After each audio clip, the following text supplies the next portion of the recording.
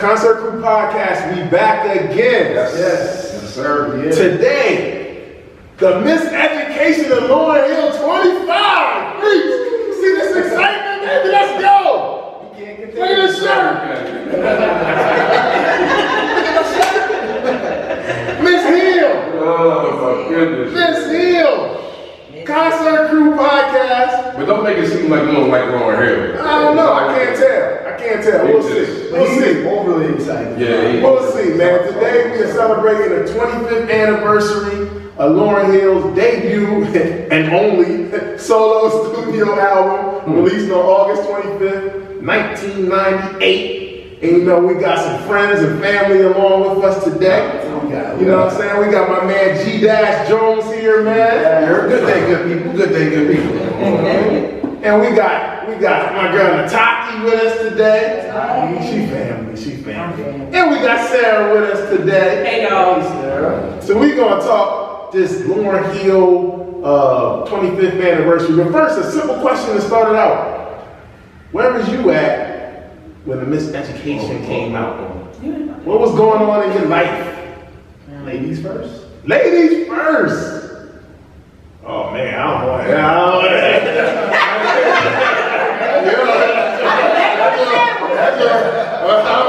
I might not take that back.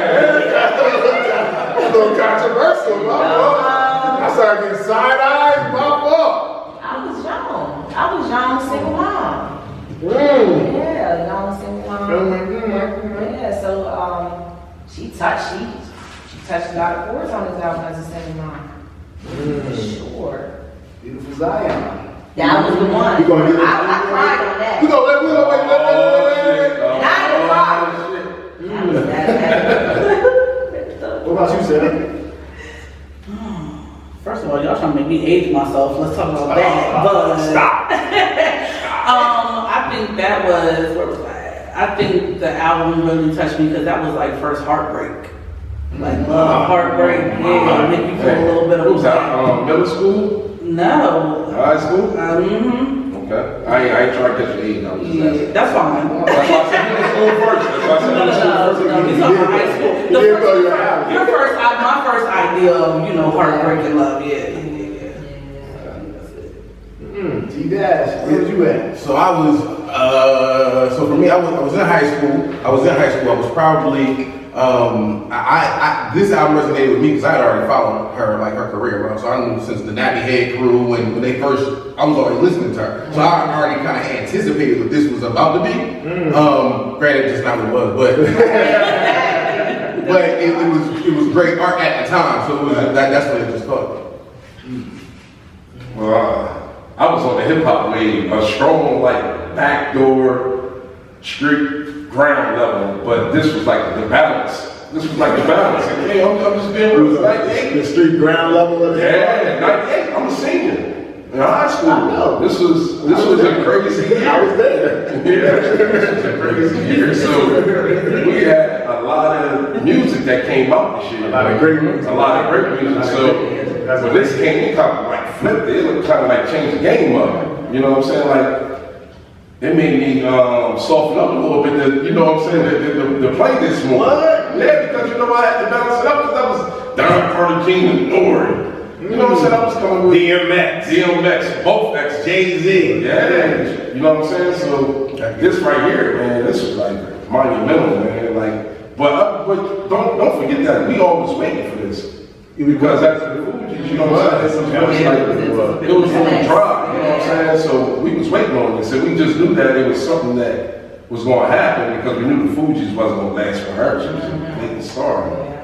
Yeah, So, I was right with you though, freaks. I was we was about to start our senior year in high school at that time, man, and before it came out, we was already loving the score from the Fugees. So we was already, and then Wyclef dropped, so it was only right, like to me, Lauryn Hill carried that album. So it was like, yo, when this dropped, I can't wait for it to drop. But like Freak said, and we're gonna get into it more, it kind of was different from what we was like expecting for the album to be. It wasn't really that compared based off what she was doing at the time musically. it was like, it was different, man. But we were definitely locked in, and it was a beautiful time. It was an innocent time, man. It was like high school time. Didn't have a bunch of responsibility. Well, at least I ain't have a bunch of responsibilities yet, you know. So we was just still trying to figure it out. And this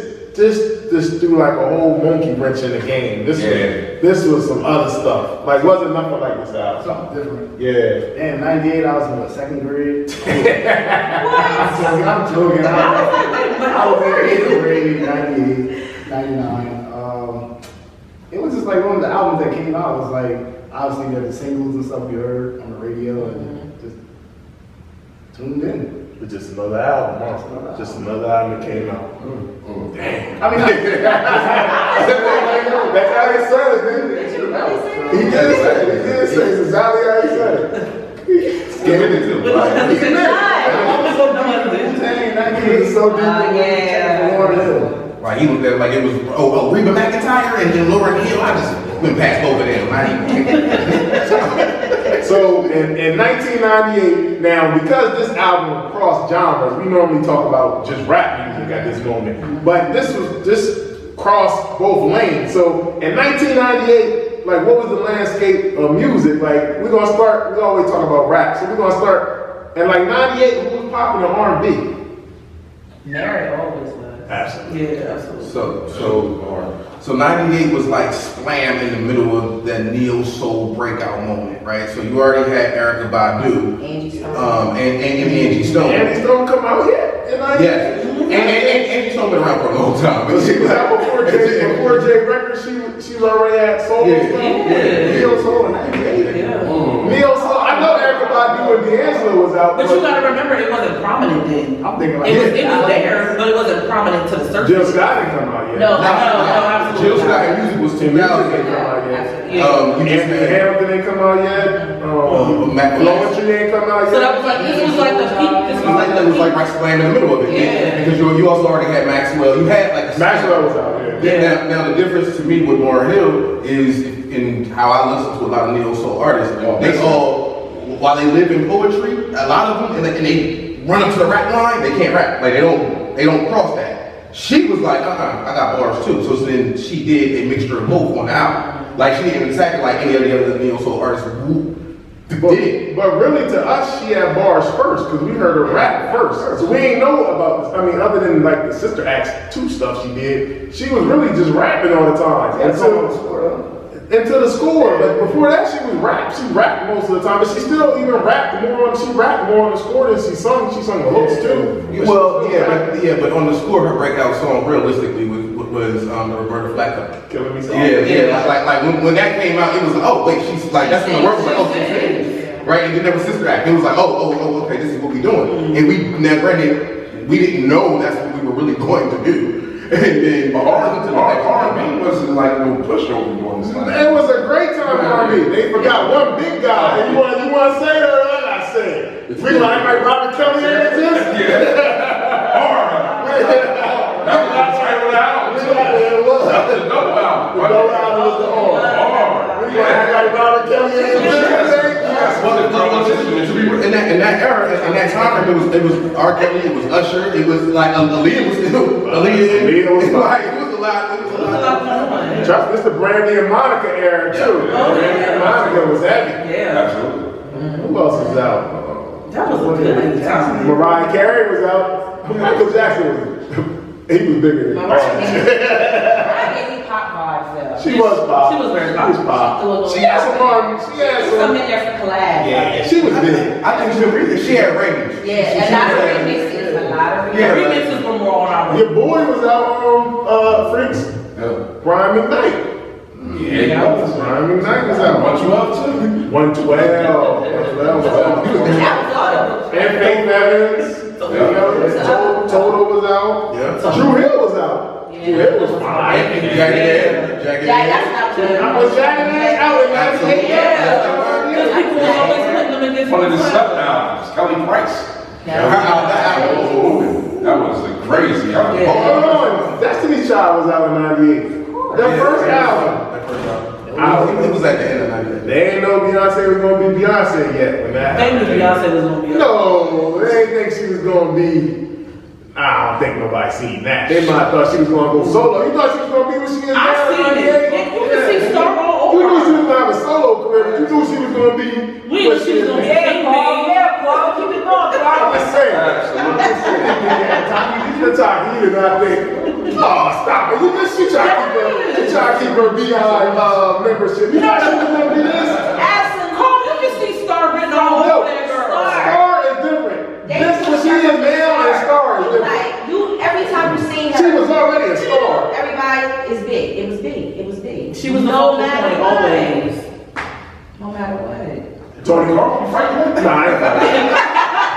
I don't have no problem with the He was like, BI. nope, I don't have no problem with the BI. Tony Braxton was out there. Yeah. He was big. Tamina. She had a big song. Straight Couple big songs. to me. And then you got like you said, you got the soul, you got Maxwell, you got D'Angelo, and you got Erica Badu. Carl Thomas was around. Yeah, Yeah, I don't think his album dropped yet. 98 though. I think he was his doing album- features. He was doing features. Yeah, and then now, what about rap? 98. No, that's DMX's 2 albums. That's DMX is dead. Yeah, I want to say Jay Hard Knock Life. That 98. Hard Knock Life ain't dropped yet though, but it's coming. It's coming. It dropped 99. It dropped 98. It said it dropped before this.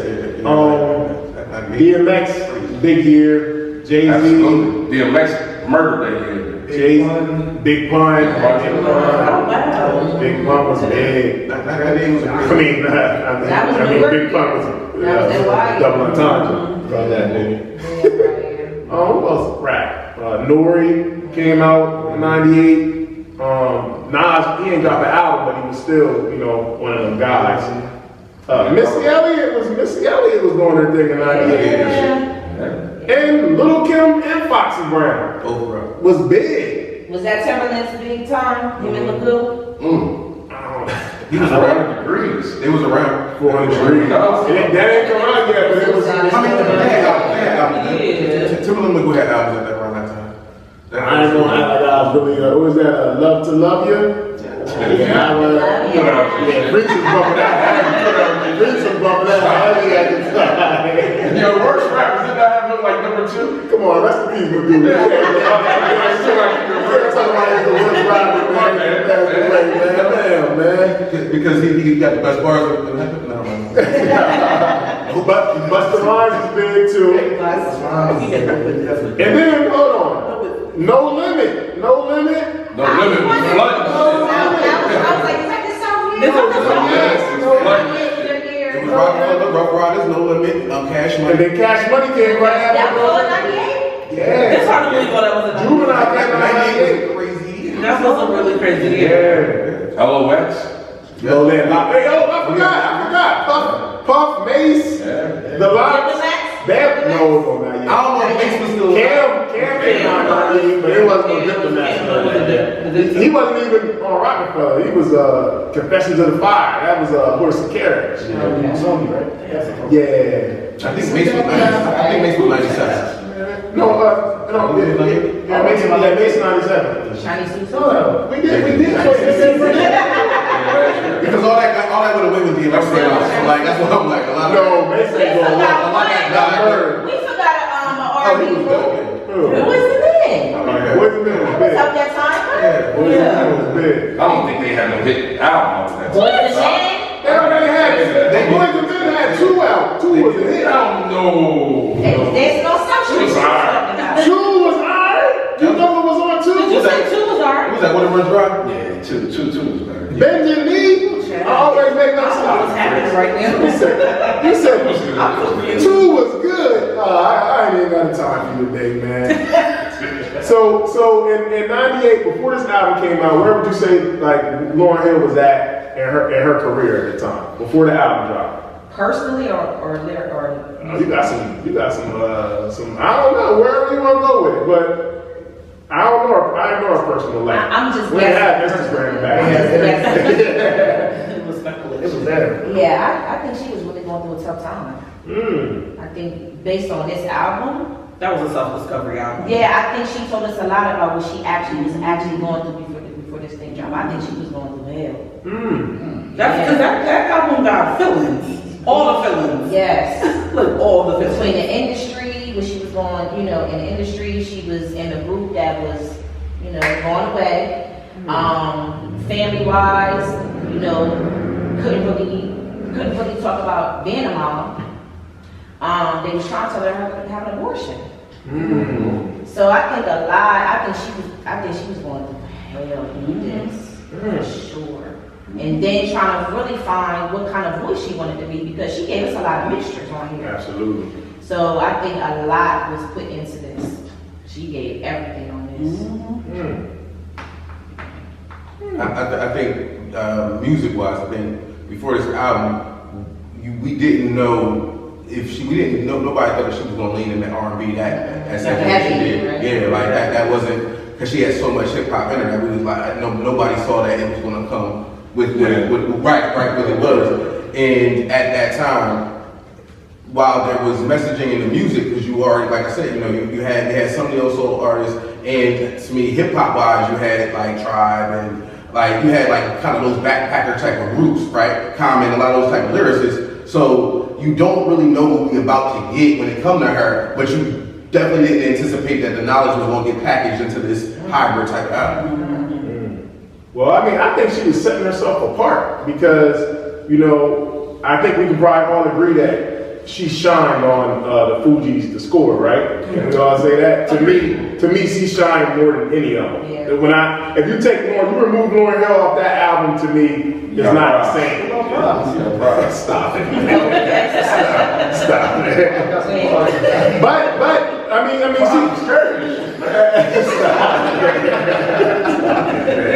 but I mean, you think about the three biggest songs on that album, the three singles, Fuji Live, what you remember about Fuji Live the most? The hook, right? Ready or Not, you remember the hook. You remember the hook and her verse on Ready or Not. And then Killing Me Softly, that's her song. That's a solo Lauryn Hill singing song. So that's what sold the score right there. Just curious, do you think we would have gotten any of that Lauryn without Clef? No. At that time, no. I think he brought it out. He brought it out of her. I think he was a producer and he brought that out of her. So I don't think no. But he had to bring it out of her. Like if you take Lauryn Hill, remove her, I don't think neither one of them could have replaced that element that she brought. It's just, she was different. And it wasn't just because it wasn't like, to me, listening to the score, it wasn't just like, oh man, she a dope female. It's like, nah, she was really just getting busy, period. Like, she just stood out. Her verses stood out more. Her lyrics was hitting harder. She was giving more something. I'm not trying to take shots at Prize and Wyclef, because together it worked. But not together as a group, it worked. But Lauryn Hill it was just natural. Was she the best rapper in the Fugees? It wasn't even close. It wasn't even close. Singer. Where he was a dancer. I really wasn't a Fuji fan without her. That's real talk. Is it because she made them or just? Nah, see, that's what You know what I mean? That's just y'all. You need to lock in. Like, you need to lock in to produce the records. Like, you needed him to produce the records. I didn't even That's hear why he said that. I mean, they went well together. They did. They went well together. And she needed that platform before she gave us this. grow into what she And it was a journey, and this was self-discovery too, because she gave us so many different things. To G's point, we didn't know we was going to get an R&B album, because that's an R&B album. It's not a rap album. Absolutely. We don't have to stop saying that. I wish that people stop saying that. We didn't know we were going to get that. Yeah, and then also, you gotta think about after the score, before she even dropped this album, she did If I Ruled the World with Nas, which was a big song, a super big song. That's his biggest song. Yeah. That's Nas' biggest song. That's Nas' biggest song. And she I said, will agree with you on that. that's Nas' biggest song. Yeah, word. And then she did the Love Jones soundtrack. She did Sweet Thing. Yeah. That was a big song. That's a classic song. Then she was on a lot of songs on Wyclef's album, The Carnival, was a big success. But she was on several songs on That's the bullshit I didn't like. What? Why was the Carnival? Why was the Carnival coming before this stuff? You get what I'm saying? I think that's what G Dash was saying because he was in there when she was making some of this too, I'm sure. But then, hey, things went left. she didn't finish. She she might have started it. She ain't finished. Half of the records is about him. What's the soundtrack that she did though? The Mel Gibson one? Yes, Too Good to Be True. Yeah, She's on that soundtrack. Yeah, it was on Was that movie? the movie with Mel Gibson and Julia Roberts was. Are you talking about Can't Take My Eyes Off of You? Yes. I remember that movie. I remember seeing it at the end. I'm like, oh, so they got Lauryn Hill on that movie. Yeah. About soundtrack. It's all of them. I ain't buy the soundtrack. What's the name of that movie? I'm trying to think. That's crazy. Oh, it was called Conspiracy Theory. That's it. Conspiracy Theory. Yup. That's a throwback. Yeah, she was on that I've seen it, soundtrack. man. She was on that soundtrack. She also wrote. She actually did writing at the time for Whitney Houston and CeCe Winans, which is big. And then she wrote. You remember the song by Aretha Franklin, "The Rose Is Still a Rose"? Yes. She wrote that song. She wrote that song. She's in the video. She was in the video. She directed the video. She was working. Yeah. Like she was working. Yeah. But she wrote the whole song. Like she wrote the song. She was writing for Whitney Houston. She was writing for CeCe Winans. That's big. So I shouldn't be surprised. when you heard this album was finally dropping, like what was your expectations? Like going there, what was your expectations? From the first single, when you first heard Doo-Wop, That was on the radio, Heavy rotation. You have to know that she was gonna come with like more songs of that nature though, because like That's what I was thinking. Yeah, right? And she But- did it's like it took a nap after that. So I was just like happy to, you know what I'm saying? I don't know, man. I think I was just happy to hear it, man, because it was so much going on at the time, and we didn't know if she was gonna be able to drop out, if she was allowed. So it was like, I don't know, man. It was the messages for me. Like, Yeah. Such a great single. oh my gosh, A lot of She a storyteller. Messages. She a storyteller. you know what was like real special about this album too? The intro, the intros. Dope. Yeah. Dope. Yeah, the Dope. class Dope. Dope. That was. We need more dialogue like that. What? I was like, these kids, how are these kids? And they know stuff. Right. And they was from North New Jersey. Yep.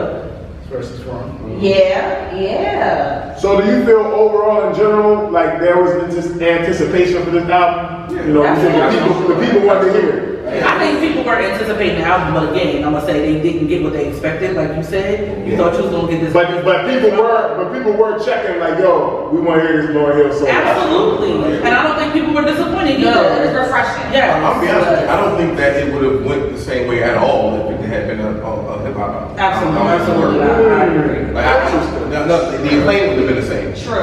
I agree with you. I agree. with you. It would have been like everything else. Yeah, because like the R&B, like it caters to older people. Like my aunt bought the CD, and I was Yes. listening to her copy. So it's And like to your point, if it was hip hop, her dropping that knowledge as a female rapper, nobody would have listened to it. Nope. Like it's hard for They female wouldn't have rappers received as it. it is. She would have been a Bahamadia. There you go. And I love Bahamadia, but that's just That's for real. what? It wouldn't have been received the same. That's It wouldn't have been received the same. I would appreciate it. for the kids. Wow, you were for the kids. Bahamadia, Rodiga, it would have been like that. Damn. Yeah. That's true. She had a few singles, that's all we know. But nobody. Exactly. She did have a few seconds. Something did was alright. I think it's a lot. How about all the Grammys she won for this? A lot. I think that scared her a lot. Yeah. Ain't nobody ever, people ain't go to the heights that she went to a lot. Now look, The Game too. First album. now look, you got this album cover right here. And I'm gonna admit, I don't know what I was on back in '98, but for some reason, when this came out, I did not even get the theme of the album. I did not get the theme. It's a pencil here and all, and I'm tripping, man. And I ain't see the whole desk. I ain't get none of that, man. I was like, damn, this is a nice background. I ain't get the whole different about It it. makes sense. I'm a senior in high school and I didn't get that. Damn. Makes sense for the intro, bro. GI education. Right. Let's go track it. So what do you think about the art, Sean? You an art guy too, man. The top, you an art person? Once again, I was in that same boat that you was in. Like I just realized it wasn't That's man. Wow. Y'all didn't get it. I did not get it. I'm being honest, I did not get that. I don't know why. It's like right here. and listening to the album, it's a classroom. It's like, I don't know why. It's a Miseducation of Lauryn Hill. It's a pencil. I'm like, yo. I had desks like this at one point. And Bells ringing on the album. But like, what do you think about the album cover though? Like, I think it's dope. I think it fit the whole, you know what I'm saying? It was so, the continuity, everything was A1. They should have tagged it up some more though. Wrote like other things. I think she tagged it. I think she tagged it. but they carved her, and then they carved it. She did it. In my mind, she did it. Right. She was in the classroom. And she was bored and she got to. Sir, Right. Chloe Grace on there. Like I made mistakes. I got to erase some shit. It was deliberate. Okay. I like that. Oh, you know. Wait, you look at he looked at the back of it and see if it was an eraser. He got a flip. She couldn't wait to tell us. Every time we talk to her, she had one of them moments where okay. Alright. I got you. You with me, Carl? I'm with you. Okay. I didn't think about that, but I like it. That was deep. Okay. So look, the name of the album though is The Miseducation of Lauryn Hill. Yep.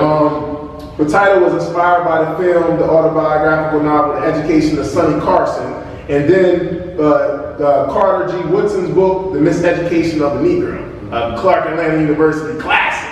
You got to read that in orientation. You got to read it in orientation. I'm just saying. You want me to go get my flip flops over there? Yeah. But nah, so it's deep meaning behind. I think there was a lot of thought in this stuff, man. This wasn't just no random stuff. Like she really thought this whole process. And the fact out. that now she makes sure everybody has to call her Miss Yeah. Lauryn Hill. So the education is dropped. It's the Miss Lauryn Hill. Okay. And her stuff even comes up on streaming. Is Miss Lauryn Hill? She did it for a reason. That's her- She did it for a reason. That's her name now. Yeah, she did it for a reason. Yeah. Interesting, man. So look, after touring with the Fugees, Lauryn Hill became romantically involved with Rohan Marley, one of Bob Marley's many kids. And shortly after, she became pregnant with her first child, Zion. The pregnancy, as well as other situations in life, inspired her writing game. Now, before this, she had writing blocks, she said. And it wasn't until she got pregnant, she said that it opened up her writing. The pregnancy just opened up. She just got super inspired. Her pen was working. Before that, she said she couldn't write nothing. She just had straight writer's block, which is interesting. The recording sessions for this album took place in late '97 to June '98, mainly at Tough Gun Studios in Kingston. So you know she's with the Marleys. So Hill collaborated with a group of musicians, which we're going to get into a little more later, known as New Ark, in writing and producing the songs on this album. The Miseducation of Lauryn Hill again was released on August 25th, 1998 on Rough House Columbia Records. The album, considered by many as a neo-soul R&B album that we talked about, but it also has elements of hip-hop and reggae as well on here. The lyrics touch on subjects like love, God, her pregnancy, her upbringing, old relationships, and her issues with the Fugees, of course. Lauryn Hill is credited as the only writer and producer on this album, except co-producers on Lost Ones and on To Zion.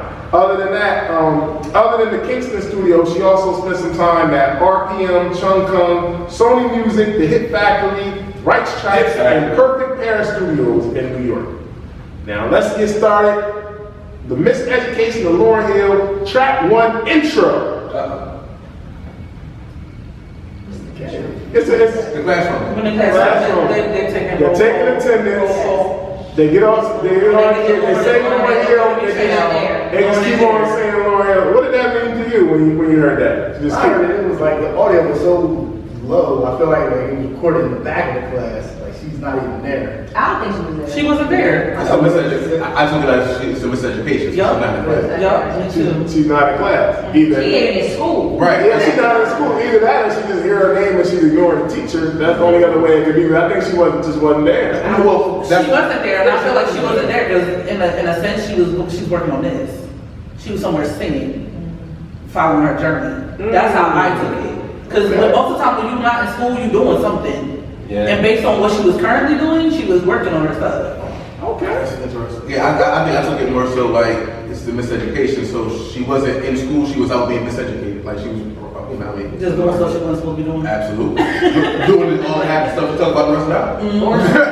Or school wasn't the education that she needed, or she felt she needed. Ooh. Okay. Perspective. All right. Sister Claire. All right. Now, I don't think he was there because he ended up calling other names after. Yeah. He did. He called I thought it faded out on He called other things in the background. He called her a couple times. Oh, you exposed my boy. Like, what? Take my shirt off. Take my shirt off. Keep that long, Freddie Williams on the first song. You ain't hear him put the way he said it. He said Lord, and he said. I thought he said He did. He said her name a few times, and then he started calling other kids names. That's my AirPod. My quality ain't as good. Alright, track number 2, Lost Ones. This wasn't an official single, but it was like a promotional single. Yo, this song, I'm gonna say this song was deceiving, man. Because the way this song started, the way this album, this is the first song on the album. This is like the most hip hop song on the album to me. And she coming out, this is, in essence, this is a diss song. She came out guns blazing. This is a diss song. So, the way she coming out on this song, you thinking, oh, this is where we going with this is the first song. It's a straight hip hop song. This is really a diss record for the most part. Yeah. She talking about Ryan Clef. Them lyrics are hard. The first verse on the song is funny how money changes situation. Miscommunication leads to complication. Who else she talking about? I mean, I didn't know she was talking about him at the time, honestly, but I mean, who else she talking about? Yeah. Looking back at She said it. you just lost one. You might win some, but you just lost one. Them lyrics are hard. How many times you can grind that? That To hear fucking That them. song was hard. So fun fact, when that album came out, you had Cannabis was going through some second round knock. It was a messy time in that moment. Yeah. So there was a second round knockout. You had you had what's his name? LL, who by the way was spraying at the Fugees. He sprayed at all of them with whatever his name was, the River Run Return, whatever That that was. was light though. He sprayed at all. He might have been. He sprayed at all of them. So then you had a bunch of different, like, and then you had Lauren drop that, Waka, this and that, this and that. But like, he did, like, I don't know. But like, it was a whole mess of just in that world with those records. So like for me, I heard that song before I heard her album, just because I was listening to mixtapes and stuff. And that was one of them, like, what? Like, You heard And that? what you could have called her for? It was a promotional single, so they didn't push that single, but it was out. Lost One was out. it's a diss record. Like, it was in the middle of It serves your point because with all that going on, she probably just went in a dark place, you know what I'm saying? Then she pregnant and all that. So she really wasn't feeling none of that stuff that was going on. But she got the bars because of cannabis. But she popping off though, like she talking her talk on there though, like she going in. Yeah, right. She is going in. This is clearly to me the most hip hop song on this album. It is the most hip hop And it's the song. first song. But the truth is, she went in on the whole album. No, don't get Yeah, but this is the most hip hop song. But it is, but I'm saying, but she was like, you just heard you want to hear a lot of love themes and all that, and then she coming out with funny how money changes situation. Wait, because she talking to the same nigga in both the joints.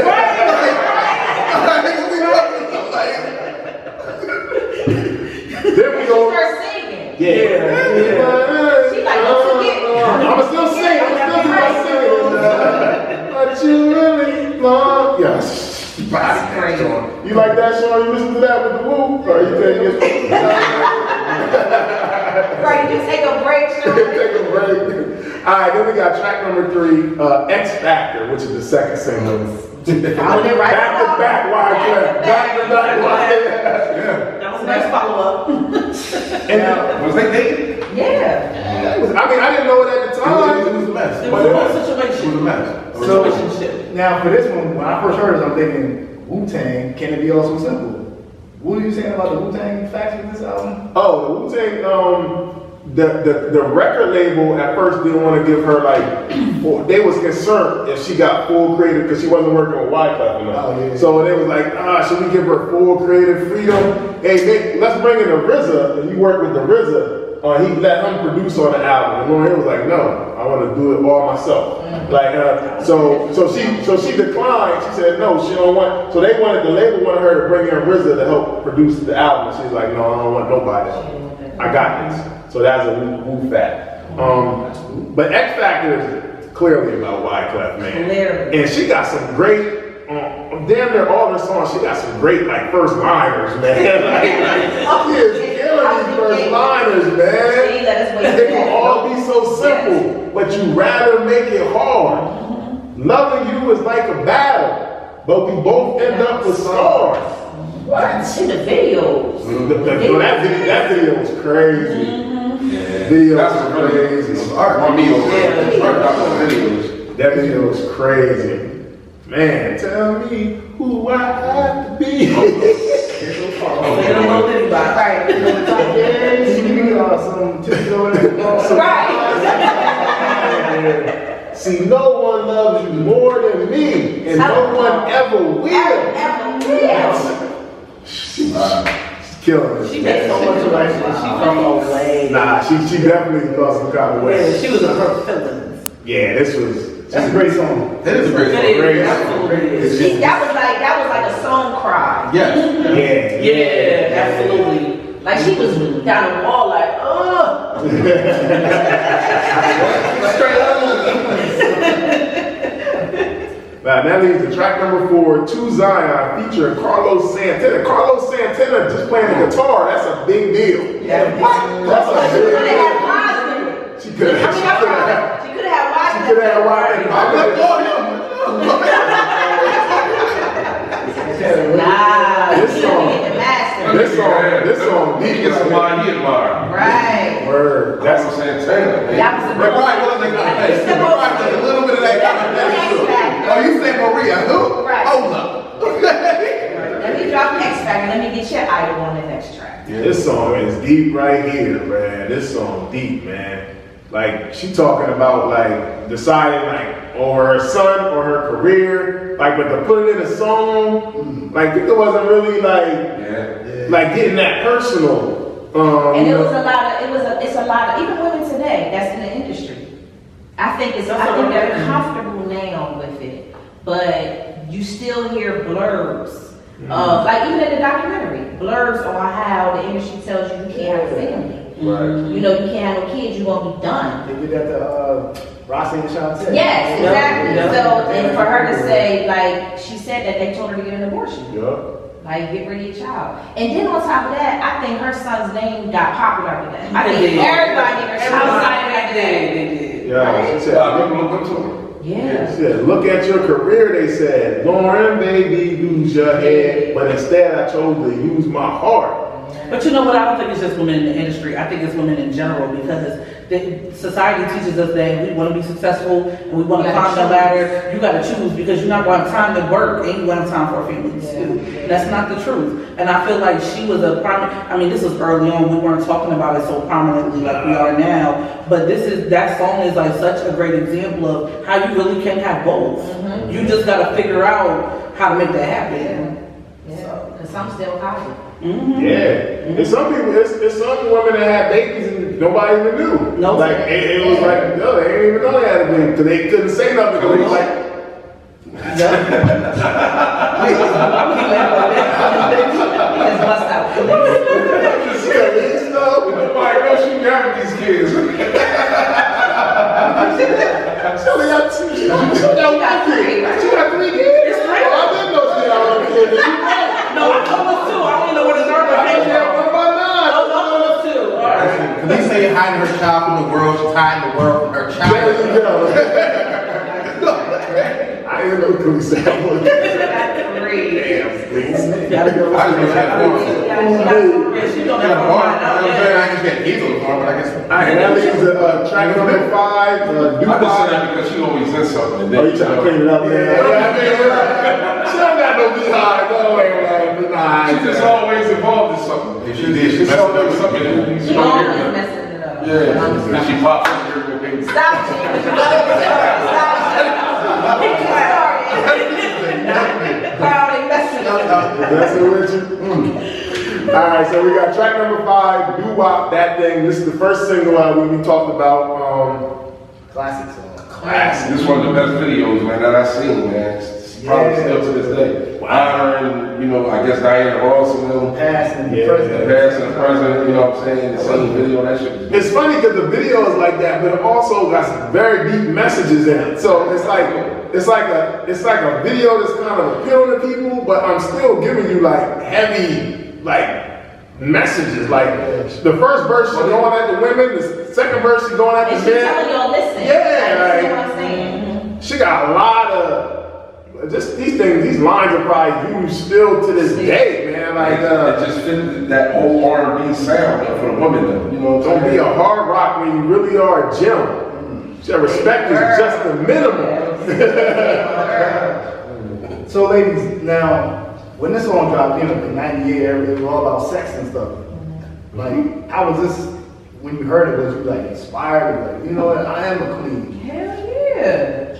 Absolutely. It was definitely, you gotta rewind this back and forth. Like, you gotta really listen to what she's saying, for real. And then, like, it's just, everybody that I was around, my team, my crew, they was going through it. We go all relate to that, what was happening, what she said in that song, on a whole bunch of different levels. So the message was sticking. Oh, yes. It's still clear today. But you know what's crazy Timeless. about this song? Timeless message. You know, respect to all the ladies, but you know what's crazy about this song is that the guys She's like the this guys. song too. Yes. Like, and she was going at us too, She but said like the guy, I mean, I'm talking about street dudes. Everybody liked this song. Yeah. This song like crossed all types of boundaries. Like everybody was rocking with this song. And it wasn't in the way, But she killed them too. No, but she got the ladies first verse though. That's why I'm nervous. y'all deserve it. But I feel like it was done like, But it was tastefully. It was done in a way that she wasn't like, it was made you think like, man, I need to change some shit. And then You the know? video, Yeah. she had was out there. Tim was on. The visual, I'm telling you, that shit was crazy. Yeah, nah, she was heavy, man. It was heavy, man. It was a bop too. And that was the dopest part about it, was it made a hit that was conscious. It's not a lot of those that you can find. So you gotta know the hit. I agree. Yeah. Been talking out your Was neck it saying Christian? you're a Christian. Wasn't Christian. I'm sleeping with the gin now. That wasn't the ten that the Jezebel in. You know what I'm when the repercussions spin. Like just going there. Yeah. Come again. Yo, yeah, she was killing And this. then to see her perform these songs, like she just savage. So another level, man. Yeah. This is the beginning of the album. Like them songs, that's the beginning of the album. But That's some that's people's what- album. Yeah. That's one of the things that I noticed about it, is if you listen to what she said, the song before it, that can almost be a moment of reflection to me. That's how I looked at it. That's why when I heard that as the first single, to me, it's not as out of place because she's rapping, but it's a very soulful song. Mm-hmm. So now when you hear the rest of the album, the whole album is soulful. Mm-hmm. And that's just the part where she like cries, where you shouldn't do that. But the rest of the album, she's talking about making those mistakes and going through those things. All right, track number 6. We got Superstar. This is cool. Tell me this ain't relevant today. Like, come on, baby, light my fire. Everything you drop is so tired. Music is supposed to inspire. So how come we ain't getting no higher?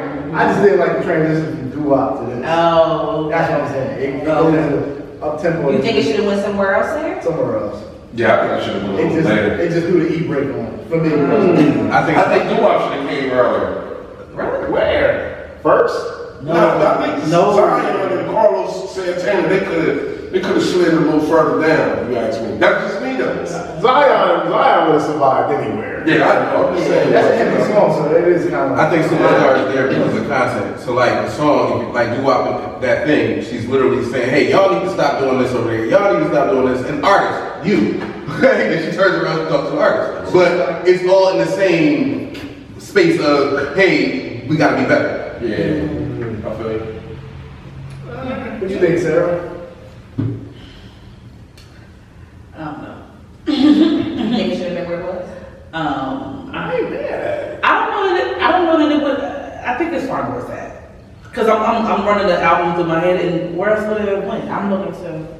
I'm not mad at it because I think I do understand his Sonically, flow yeah. of like up tempo, down tempo, but The flow of that. yeah, that flow. Yeah, but I think that probably is the best place for it. she got some songs on here that age really well. Like the relevancy, like you know how you some stuff be dated. Like this stuff is still so relevant today. Like this is we talking about 25-year anniversary and like listen to this song and then listen to music today and like how relevant is it still today? Like See, music is supposed to inspire. How come we ain't getting no higher? We mumble rap. But see, I think you have to also remember for her, music is an art. Right. Which is why she's able to say, make a line like it's supposed to inspire. A lot of, and I'm probably gonna get shot for this, but a lot of this new music is not, it's nothing about it inspiring. Ain't nothing about it inspiring. This shit is trash. It's trash. And mind you, she also got some background in like the arts, like performing arts, like Tupac with the performing arts. Like she got some background in that too. So they take every aspect of the arts real serious. So when you feel like you're disrespecting, like somebody that's really got that kind of background, that's why she can sing and she can act. When you got somebody that feel like, oh man, I did all this work and I'm really taking it serious, then y'all just disrespecting the art form. Like, nah, I got a problem with that. Because we take this is like life for us. And y'all just playing around with it. Like, She nah. literally just said, well, I don't know if we're gonna get to that or not. We're gonna get there every day. Okay, her new song, but nah, nobody. Oh, all right. Anniversary. Great song. Right, she's Yeah. saying, y'all worry about me being late. I'm out here saving souls. Yeah. She did say that. She did say that. Her verse Like tough. this whole album was saving souls. Yes. Still, Yes. 25 years later. 25 years later. And it's if you think about it, new people listen to it every day. And like, whoa, like it's all like 25 I mean, years not later. even new people. Think about when we listened to it in '98 versus we listen to it now. I was just talking to somebody about this. I said I listen to it now, and every last one of them songs hit different. Yeah, I agree. And I Because we thought, lived and we different now. and life, and then listening to this, because I thought the song was great then. But now, They are listening to it as a grown They ass are man, amazing. it's like, yo, she was really going in. Like, she was really going in. And here's the funny part about it. If you frame that song specifically as to where she was, right? Remember, she was uninspired. She couldn't write. She had writer's block. That's literally where she was saying she was at. Right. If you look at music at that time, that's when Bad Boy was Bad Boy. Right before this is what you got. It's also gangster So, rap heavy too. Absolutely. And it's not what they did. It's not what they did. It's not what she did. That wasn't the forefront. That was actually being kind of maneuvered backwards. Yeah. So now, this is where that song comes from. To me. Actually, technically, like the whole foodies movement with her, they were like really in a lane by themselves because the whole kind of the lane for like the conscious, native tongue, that was died down by '98. It wasn't no Tribe was around. Tribe was around, but it wasn't like It wasn't heavy they tribe. were already there though. It wasn't like It was already stuck. it wasn't like De La Soul, Jungle Brothers. All of them was like wasn't a whole big crew. It wasn't like a It wasn't a big movement anymore. I No. said that. Yeah. Really, it didn't get really started back until Kanye kind of started it back again. Yeah. All that kind of died down. So they were definitely like one of a kind at that point. It wasn't really nobody really. It wasn't a whole bunch of Fugees. It wasn't. It was. I mean, you had the roots. Like I said, you had Tribe was still making music at the time. And I don't know. And you had Common, but they wasn't like big. Most was coming up. Like it was to be clear, it was a group of them that was all just kind of moving in that world. That's that neo soul space. You know what I'm saying? Yeah. So then we got track number 7, Final Album. That's one of my joints. Yo, she killed these bars on here. Jeez. I think she had to do a couple of those just to show that y'all, like, hey, I still rap. Don't get twisted. I still got bars. You can get the money. You can get the power. Keep your eyes on. The final hours. I'm telling you, man. you can get that money, you can get the power, but you better pay attention. She's giving you heavy biblical bars and all. She put that all in there. This is one of my joints on there. Heavy. Why many joints? Like, what was that? It just was like how she just, her wordplay on here was kind of slick, man. For real. I'm like, because you wouldn't expect nothing like this of her because she's so chilled out and melodic sometimes, and then she come with her. But she started talking slick on here, man. This was like, I think the second verse is better than the first one. Yeah. that's how I could go with you there. They both was dope though. They both was dope though. But that's a good song to come after Superstar. I do. This song definitely wakes you up. Because she come out swinging on Final Album. Man. Like it's crazy because she rapping compared. She don't even rap like a lot on this album altogether. Yeah. But still, the times that she raps, it's like always a moment. Like her bars were like meaning something. Like I'm just thinking about my favorite rappers at that time. And honestly, as much as I might have loved them, they all wasn't saying nothing. And they like it's just like every time she raps, it's like she's saying something. Yeah. Like, I'm not wasting a bar. Like, I'm giving you a bar. I'm giving you something. Nah, I mean, what I think it is like when she's singing, you actually listen to the song, and then like when she's rapping, you're really paying attention because she doesn't rap as much. So you're really paying attention to the lyrics. Yeah. So that's why they hit the hard than they normally is. But you know what's interesting about that, I read about her, is that she preferred singing, even though a lot of people kind of got introduced to her as a rapper. She always preferred singing over rapping. But when she did love rap, she only listened to male rappers. She liked male rappers. And you know who her favorite was? And the way she raps is interesting because her favorite rapper was Ice Cube. Which I kind of wouldn't guess that. If I had to pick a bunch of people, I wouldn't say Ice Cube. But That's her favorite? That was her favorite. Like, that's what she loved. She said she didn't even listen. No disrespect to the females. She just said she liked male rappers for whatever reason for her. explain some of her one-liners too. In her militant, like how militant her flow and tone of what she's talking about. Ice Cube got some sick one-liners. For real. And a good internet. She might study. Absolutely. She grew up with him. Like she grew up listening to him, I'm sure. Now, track number 8, When It Hurts So Bad. But it feels so Why does it feel so Why? Wow. Good song. This is definitely a good song. Yeah. I mean, she says it all. She says it all. What? We all like, sheesh. Song. I mean, just the one sentence says it all. When it hurts so bad. Is she first singing the next one? Yeah. She says that, then she sings the next time. So go. So you're a high school senior playing this song. Like, what's your state of mind? Yo, you know what's weird about this album is that, like, before, it's like I listened to it and loved it before I experienced it in life at that time. When I was a senior, I wasn't, you know what I'm saying? In the top, you said I wasn't there yet. Like, so I wasn't like, I just listened to this dope music to me. No, she said it in the beginning. Like, don't try to get me in trouble, dog. Did I say something wrong? Clear me up. I don't want to get canceled. You know what? No, you're She right. said it. She said it. Listen. She said at the time, I thought I heard. Did I hear it wrong? You know what I'm saying? I want no problem. I'm agreeing with you because I'm agreeing with you because some of these songs hit different in '98 compared to when I became more of an adult. Right. So I wasn't a single mom in '98. Right? What you asked? But you could relate from the I could relate. People around me had kids. When I had my son, that song made me cry. But other songs on here, yes, I was tapped in '98 with other songs. So like, yeah, some in '98, then through the years, and other songs like, damn. But some of the songs that you may not have related to in '98, and then later on in life, you listen back to. That's what I'm like. I thought the songs were great then, but it was like Sarah said, looking back at allow you to live some life, and then you hear that thing, and you're like, damn, it made the album even better. Like, damn, like she was like really talking about something. Fast forward, you still burn? It depends, man. Shoot, you start thinking about all you went through as a single parent.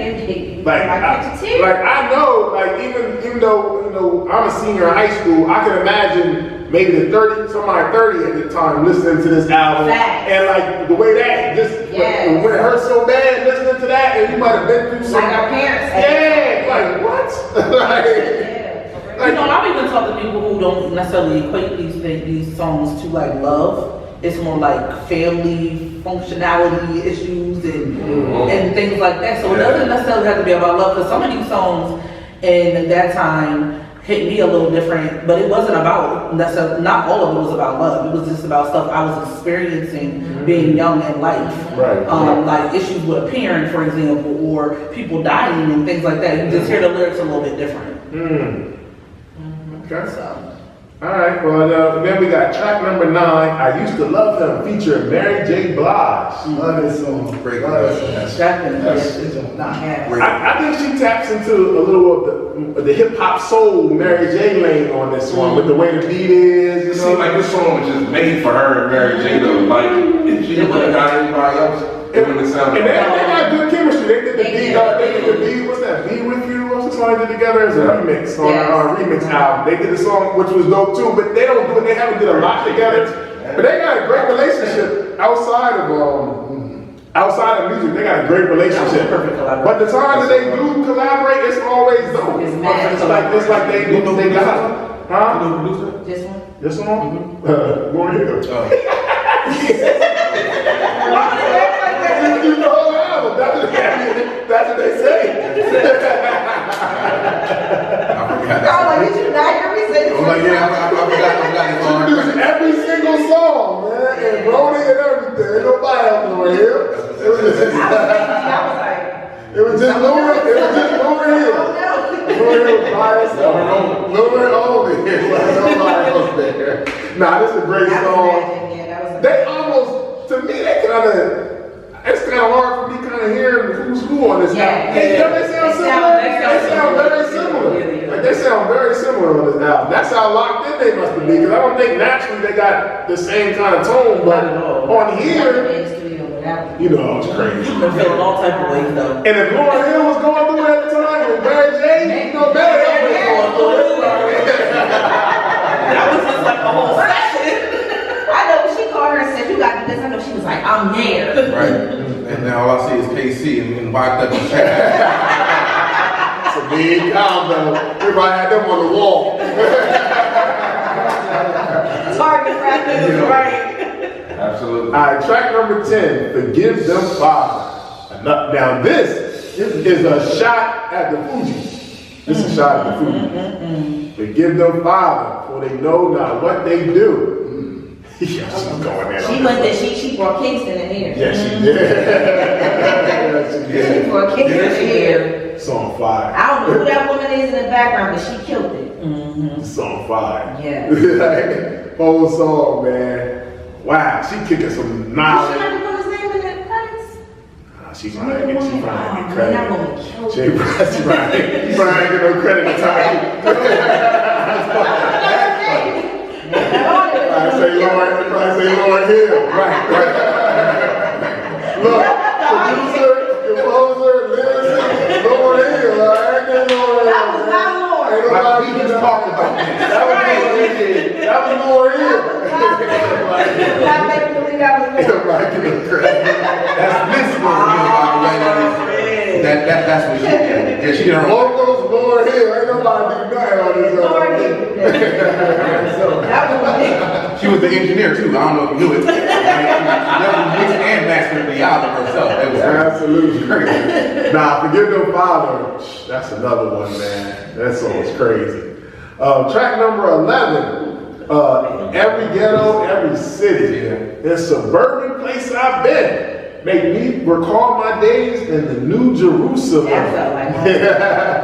think anybody from a like city hood environment can relate to this song. That's a fact. Because like she just talking about everywhere. Yeah. She talking about East Side. She talking about everywhere. Like you gotta relate to that. Like, it just feel good. It's just like celebrate the perspective of people if they didn't know where she was from. Yeah. Where she came from. She gave you an idea. This is where I'm from. Yeah, she from Like East Orange, New Jersey. Like, don't get all this performance stuff. Like, I'm from the hood. Let me school you real Right. quick. Like, I'm from the hood. Don't get up there. Still L Boogie. I'm from the hood, man, and I'm gonna celebrate that. That's beautiful. Cause this album sold all these records, but she still got this record on here. Like, yo, I'm from the hood. Yeah. Don't get it twisted. Like, don't get all that, ready or not, all that success. No, I'm from New Jersey, East Orange, New Jersey. I'm from the hood, just like y'all. So I get it. And every ghetto, every city is all alike. We all one. That was a good love song to her upbringing. And it's like, and then you can apply that to wherever you're from. Like, yo, I relate to that. I'm not from East Orange, but I'm from Delaware. I'm from Philly. I'm from New York. I'm from Cali. And it just, they all the same. And when you get down to the core of it, it's all the same thing. Different language, different dress, but the same core people, man. For sure. Said, don't forget who you come from. Don't forget who you are. Powerful. Cause then there's some people at that time probably sold out that joint, probably hit different. Damn. I gotta go back home, man. Let me go back. Let me go back. I ain't even been by my mama crib. I got this money. Nah, dope, man. Dope. Alright, track number 12. We got Nothing Even Matters with featuring D'Angelo. That's my favorite song on the album. Classic. Classic. Close your That eyes. combination is everything. That's my favorite song on the album, man. She said this song was inspired by her relationship with Rohan Marley. And it's crazy because she said she wanted to make a love song, but like a love song without like it being like overly sexual, just about like the love. And she said she wanted to channel like Donny Hathaway and Roberta Flack with this song. She wanted to like channel that kind of energy, and she did. They nailed it. I know it's hard to keep D'Angelo entertained because you know how D'Angelo can freak up every now and then. That was after this. He didn't get all the way turned out until after. You know, she probably had to send him the notes like, yo, you just turn it down just a little bit. He had been in there with no shirt on. Yo, D'Angelo was hot, man. He already had an album out, Brown Sugar, Cruising, Lady. Like, so he was hot. And then, How does it feel? yo, how did it feel? Wasn't out yet. That wasn't out. But that was coming. That was coming. And we hadn't heard from him. Yeah, he took a little hiatus. Yeah, he did take a little hiatus. I think Voodoo was 2000, if I'm not mistaken. Sean, It was 2000. Yeah, so he was 2 years off. But man, they nailed this. They nailed this song. Like, Classic song. this is a classic. And this wasn't even a single. Beat cut. Like, she got a lot of beat cuts that were heavy on this album. That's what made the album so great, though, man. You gotta really look at it. Because a lot of songs, like, these is like top tier songs on somebody else's album. She gives them, Absolutely. you know what I'm saying? Absolutely. But you know what's crazy about this song? On the radio today, you can still catch this in rotation. Yes. Oh yeah, absolutely. Repeat. But it I just saw repeat for so long. I like the snaps in the song. Yeah. Quick, like poetry slang. They just took their time. Like, it just. And they was kind of like going back and forth like rappers do, but it was singing. It was about like it was a beautiful subject. Like it was like Nothing. Because they treated it like poetry. My favorite song, And man. they was intertwined. Favorite song on the album. I want to say prior to that point, I don't know if I'm trying to think of any neo soul collabs we heard before then. Like two different neo soul artists working together in that style. Because I really can't think of, because Badu didn't have any on her album, right? So I could go to. she actually later had one with D'Angelo. Yes. They remade an old classic song. I don't think it was out yet when this album dropped. This might have been the first This time. might be. So I think might be she the first, probably neo soul sparked that. collab. Maybe the Roots and Jill Scott. I don't know when that. That was after. That was after. Jill Scott was out. Yeah, she was after. Well, she did, but I'm that Roots song. She definitely came in 2005. What about That was the first one. Karma and Erica? That was after that. That was after. That was after. Yeah, Love of My Life. Yeah, that was 2000. That was like the top. Yeah, that was They wasn't even that common Lauryn Hill song. That was retrospect. Cause retrospect the life out. No, It might have been right after. I know. That's a great song. That's a great song too. No, that's Jill Scott. That's Jill Scott. That's Yeah, the wrong person. That's Jill. but that might have been a little. That was right around that time. That might have been a little after. But close. It's real. I don't think. Lauryn might have sparked it. Lauryn sparked a lot. I mean, I'm not saying that she created neo soul, but she helped the lane a lot. Like the success of this album helped push that whole wave that came in the 2000s. Like she helped get them through the door with the success of this album. But you got the credit for it though? No, You don't think Hell so? no. no. She was humming on The credit from who? I don't think she gets the credit from Angela was doing real good. Then she just took over. Nobody never credits Lauryn. I say it, but I don't never hear people be like, yo, Neo soul. like Lauryn Hill was a big deal in neo soul. I don't ever hear people say that. I think probably due to the way that she rapped, man. That's You know what I'm saying? Yeah, I would say it's just because of the people who you would have to put her in conversations with. Like she was impactful in neo soul. She wasn't as impactful in neo soul as Jill Scott, Eric Badu, as that type of, as them. So you can't do that. But these people had 10-year careers with a lot of albums in this space. Yeah. So you kind of like it's hard to do that. What did Erica do to you? I had a bad concert situation. I went too. I was about to say, Wow, man. I was there too. It was had a bad experience. I thought I misheard you, but I was like, nobody answered that. It wasn't that serious. It took some spunk off for me, man. It was a bad venue. It was a bad venue. But she That was a bad concert. Nah, she was on time, right? I left early. She was doing I was done early. Yeah, I was She was done. doing too It was much. Busta, Erica Badu, and it wasn't. About 4 years ago. Yeah. Concert early. Yeah, I drove all the way out there. Yeah, I drove all the way to Jersey, and I left early. What was she doing? I had plans on staying, but I was like, no. Or what was she not Yeah, doing? like what happened? I don't know what happened. Make it make sense. What did she do that was bad? I think she was just carrying on the song too much. Oh, yeah. You know who else did that I didn't like his live performance? Anthony Hamilton.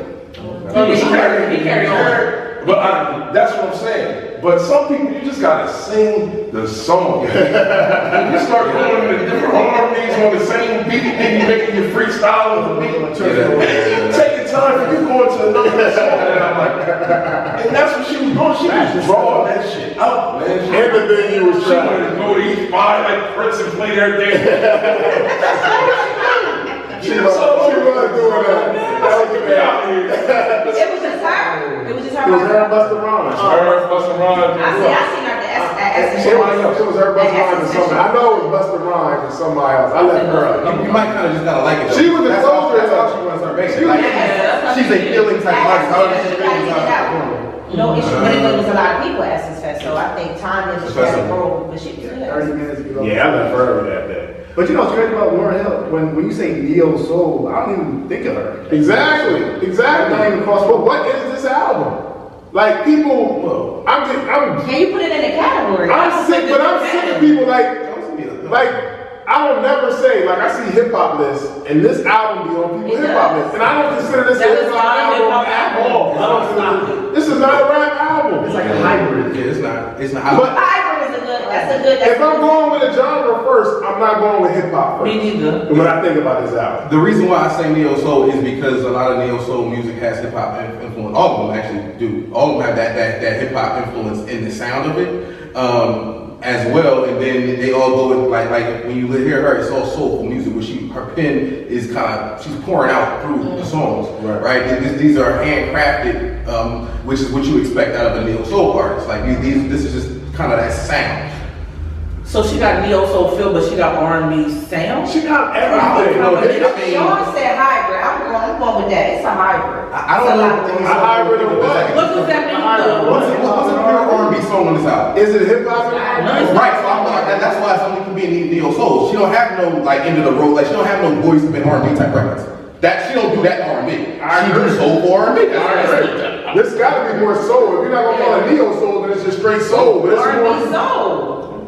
But she don't got no art Kelly type. I don't think you can categorize Used to that. Love And 'Em. I was showing high. Used to Love 'Em is like hip hop soul. Other than that, her songs got a lot of. So it's just soul. You think? Just the instrumentation, just the whole package You of just can't songs is categorize different. it. You can't You categorize it.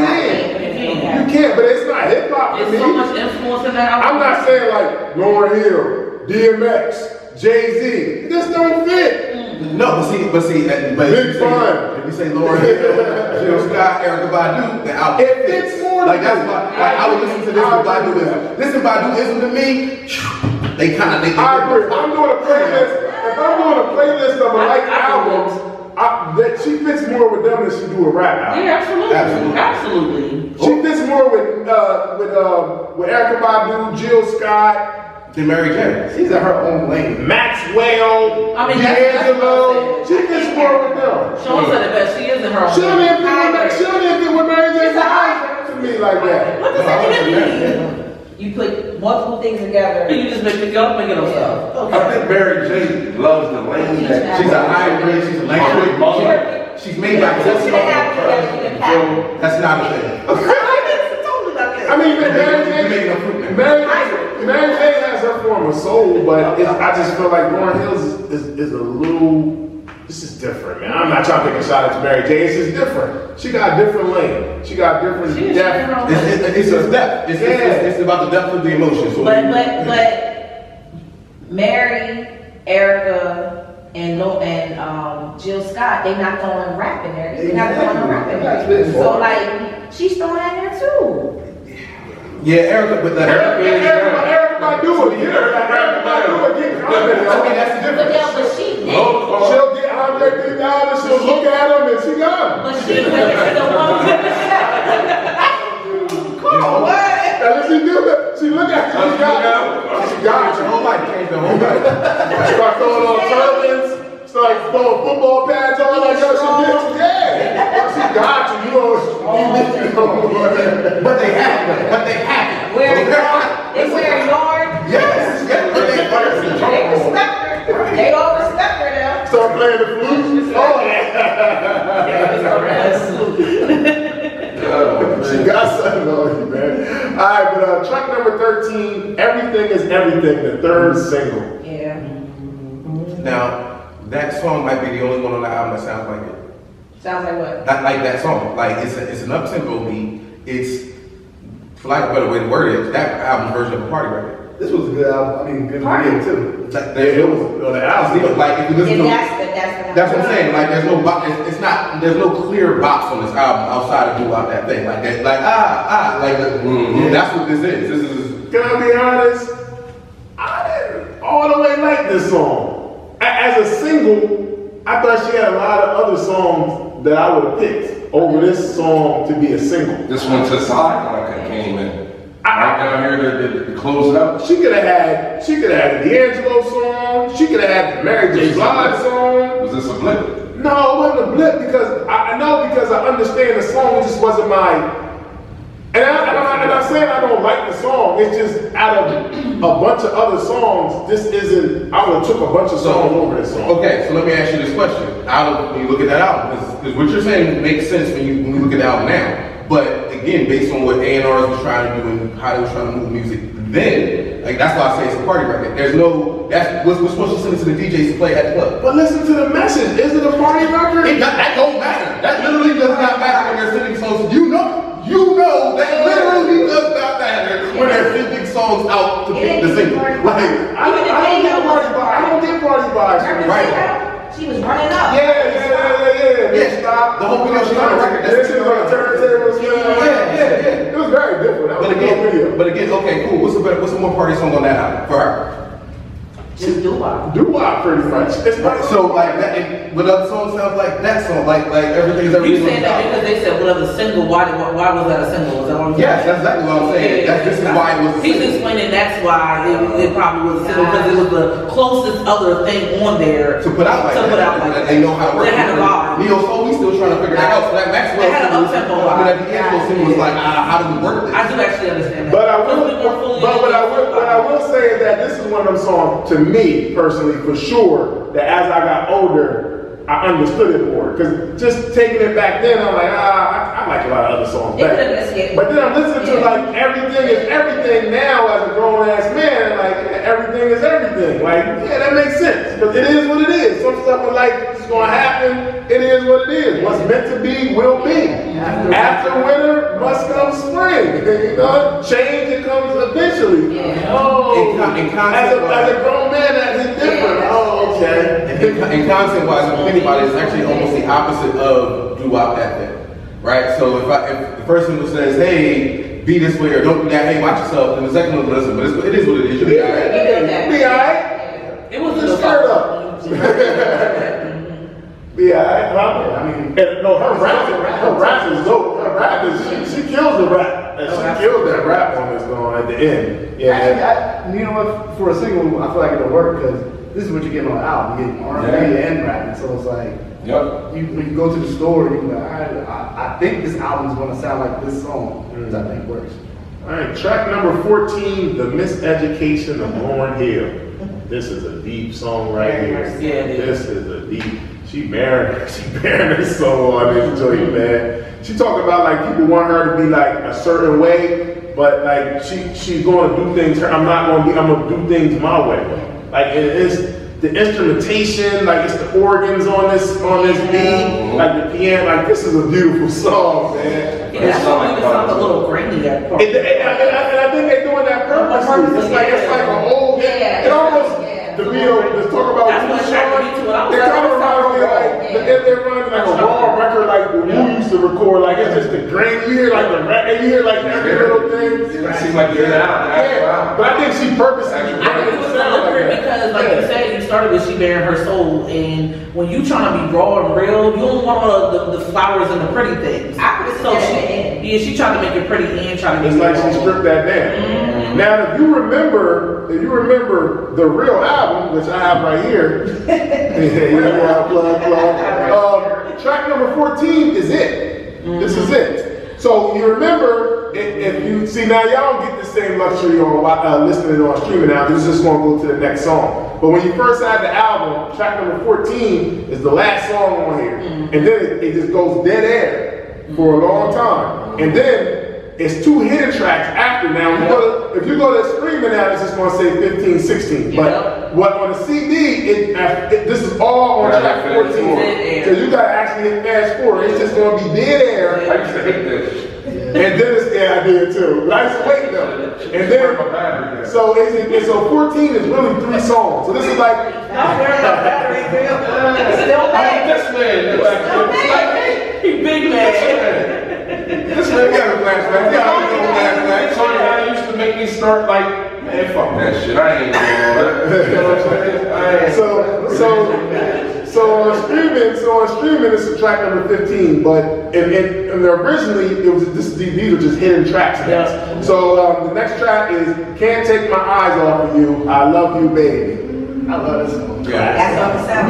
Now this was off the Conspiracy Theory movie, 1997 movie with Mel Gibson and Julia Roberts. Oh, that's why she said that in the beginning. What? Conspiracy theory. Sean, worse than me with the best.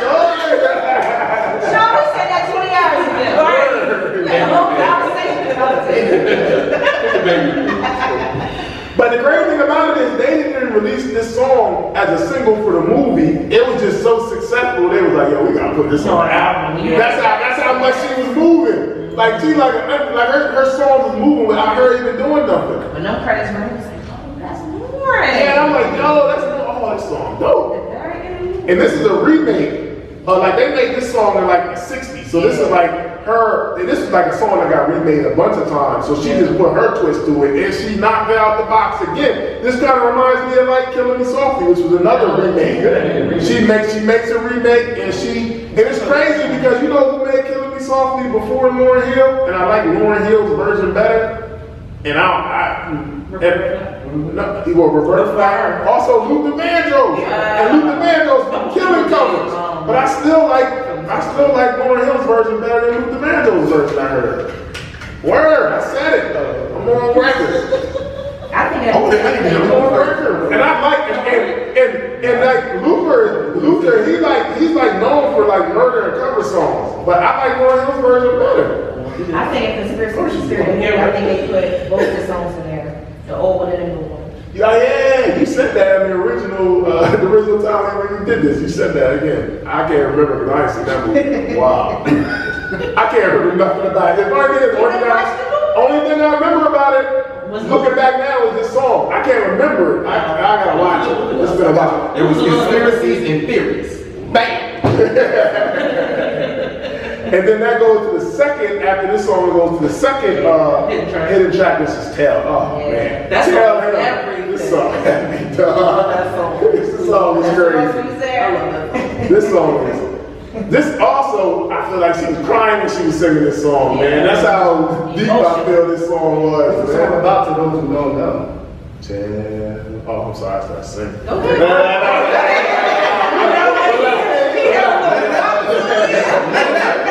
If you got that opinion, you need to let that Nah, she killing this song, man. Like, yo, when I listen to this Tell Him, I just be like bobbing my head, like, yo, it ain't even like a hard song. I just like, yo, I feel this, man. Like, I feel this one. What does it mean to you when she's saying that? I take God out of it, you know, for me. I don't know how other people change it. I do too. Like God told you it's gonna be alright. It's gonna be alright. It's gonna be good. Don't have Like I done went through this whole album, a lot of drama. It's gonna be alright. It's gonna be alright though. Like it's a lot going on. It's a lot going on. Like miscommunications lead to complications, but then it's gonna be alright. We're gonna be alright. Like, I feel that. And I feel that joy. Like it's like a message. That's like a message I think everybody can take. Like, yeah, this is my form of therapy and drama. It's gonna be alright though. Everything is everything, and you're gonna be alright. Tell them. She just bowed out. Yeah. And wow. Forever. And there we go. The Miseducation of Lauryn Hill. The album was met with widespread critical acclaim when it came out. It debuted on the Billboard 200, selling 422,000 in its first week, which broke a first week sales record for any female artist ever. Like, not just like rapper, any ever. How long is number one?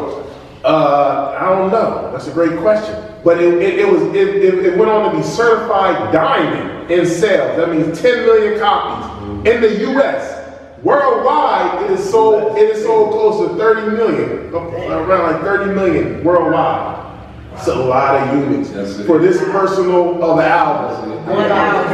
One. That's all we got was one. I got three copies, and I'm gonna tell you the story behind this. One of my friends, I ain't gonna say his name, Bert. He borrowed this album from me. He borrowed this album. I ain't gonna say his name, Bert, but like he just borrowed the album from me, and he did not give it back. And you know what? I will give him credit. Him not giving the album back, it was like, damn, why are you giving this album back? I need to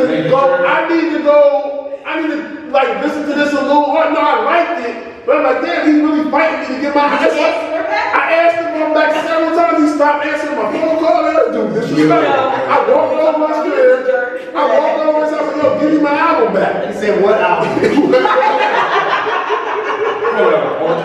So when I finally got it back, I'm like, yo, because I'll be honest with you, I was a hip hop head at this point, and I loved this album, but I was still a hip hop head. So I'm like, he was more advanced at that time in like music to me, as like outside of just hip hop stuff. He like more like he had a broader perspective. So I'm like, damn, I need to lock in because this Negro would not give me my CD back. Let me lock in more. So I locked in more, and I'm like, yo, this is crazy. But like I give him credit because he made me like, damn, I got to listen to this even harder. Like, because why is he like liking it on this album? So, but I ended up buying another album. I'm like, yo, there's no way here. Man, take this out. Because I stole a couple of his albums. So I just don't rap albums. I think the infamous Mob Deep that I have, I took it from him, and I never gave it back ever. So I ended up getting my own version of it. Then I got the vinyl later. But this man, this album was I got my original album CD and it's scratched up.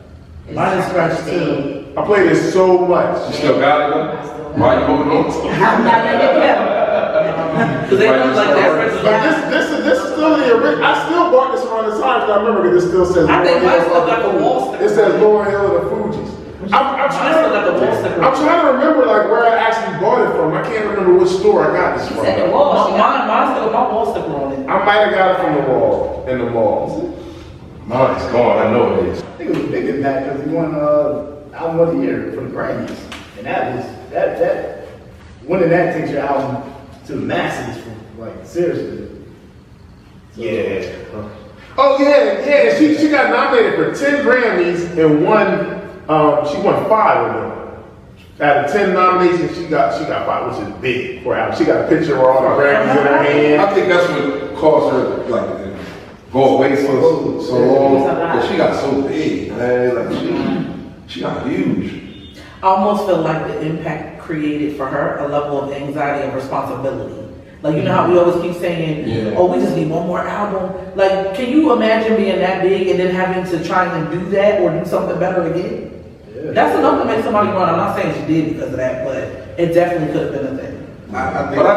But I think she probably would have been able to drop like, not saying a half-ass out because I'm pretty sure she wouldn't have done it, but anything following this would have probably been a success, and she was on fire at the time. And so I don't think that she's necessarily saw the impact that way of this because of that, right? Like because she didn't drop the follow up, she didn't kind of move through the career plan like most people expected. So she didn't kind of get what this could have kind of delivered that way. I do think that, in my opinion, I think that was on purpose too. Like she didn't want to do industry stuff. So if I don't want to do industry stuff, and then you give me, I don't care how many Grammys you give me, I still don't want to do industry stuff. So I'm gonna keep And all these Grammys make me do is more industry stuff. It don't make me like out of the, you know what I'm saying? Like, I mean, now I really gotta do it because now more people eat off of it. Y'all, That's responsibility. I'm done. I'm good. Yeah, commercials and everything. Yeah, Well, I think y'all, like Sean was saying, like she merged genres, so like music and it was embraced heavily commercially. So that's like a huge impact. Nobody really dared to go. Now that's common now, but back then nobody was doing that. Like, and then to me, she helped elevate R&B, neo soul, and hip hop with this album. Like, yeah. Of course, female. She, like you said, she was the first female to have a debut like that. They put her albums in when she won those awards. Like best what? That's a great question. Was the I best album, think best she got vocalist. album of the year. But But She got R&B album. Wow, there you go. So she got the R&B album. She got best album of the year overall. She got best new artist. She got R&B song. Female vocal performer. Best new artist for you, sorry. Because she got It's a solo. R&B performance by a duo or a group. Female rap solo performance. yeah, they got her all over the place. Yeah. Oh yeah, she merged. She literally merged genres. Like she was in consideration for everything at that point. Like man, like Because nobody had ever done what she did. man, I agree. Man, after this album, I think neo soul skyrocketed, and I don't think she gets her credit, but I think Lauryn Hill was a big reason behind the Floetries, the Jill Scott, that they was able to have a lane like that. Bilal, Music Soul Child, Anthony Hamilton, even when Jay Records started pushing like the soul heavy, Alicia Keys, the way she came out. Like, those are soul records. They wasn't really, like, commercial like that then, but when she came out with them Fallen type songs, I think Lauryn Hill helped that lane. So, like, what's your favorite song? You've only got one song on it, Miseducation of Lauryn Hill. What you picking? That's not fair. One song only. That's tough. Yes, it is. I'm gonna go with Nothing Even Matters. That's my joint. That's a good song. That's my joint. I'm gonna go with I ain't crying, Top. I'm gonna go with I Used to Love Him because it has a Raekwon Ice Cream song. Classic song. It's a great song, though. Just because it had Woo involved. Man. That's tough, man. Something you can choose from, man. That's really a lot. Like, Doo-wop is classic too. I like this. I like doo-wop, but I wouldn't say doo-wop. I wouldn't say everything is everything. I wouldn't say the singles. You know what? I'll take You're that not back. supposed to tell us what you wouldn't. I'll take that back because X Factor is hard, man. X Factor is hard. Like the most R&B song on the album. X Factor is hard. You know what? I'm gonna go with X Factor. That's my second. X Factor's crazy. X Factor's that song. You gonna get no deeper with lyric wise from R&B, whatever kind of song you want to call it. Oh, no, it's hard, man. I'm gonna go with X Factor, but it is hard. It's hard. Keep going with G-Dash. Nothing even matters. For me, that it sounded like nothing that was before it. So like, that's why when you put those two together, you get this look. Yeah. Like it was just a whole thing. So what y'all say y'all going with, ladies? We did. Oh, y'all haven't said I didn't think I heard that, so I was just double checking. Maybe I missed it. I'm gonna say that. Don't put us there. Why did y'all be because Carl gonna flip this table over. Nobody is going to do. Don't go by them niggas. You see this shirt? I wore this shirt today. You want to talk about G-Dash, get him back here, man. Cause you trying to be a shit starter. I'm gonna say tell him. That's a great song. I ain't mad. That's a sleeper, but I ain't mad at that song. Really. Yeah, I'm gonna say that. I haven't cried on any song on this album, but if my probably was to cry, I don't know if if that's a category. If I was to cry on a song on this album, it would be to Tell Him. That song You beat. just know the song you're gonna cry to. And then number 2 would be the Miseducation of Lauryn Hill. That's another deep one. Yeah. That's my top 2. That was a hard pick. We don't relate to that category. If I was to cry, those are my top. Carl is split a category so he gets more songs. I can keep that. Is he accepted to the crowd? Right. Well, now the category is what you gonna cry to. Now I gotta have a top 3 if I'm gonna have a tie. See? Crying songs. Carl, So, my top 3 would be Let the top give her. Oh, my top 3 would be the two. Choose one. But we're not doing top 3, so. So my top 16. All of them. You gotta use them all the crap. Yeah, I gotta use them all. Y'all take this one going on and then one song. you said you wanted the category to cry. And I stopped. Because you was going Be vulnerable, be vulnerable. Hey, go ahead, man. We're break that to song. Zion.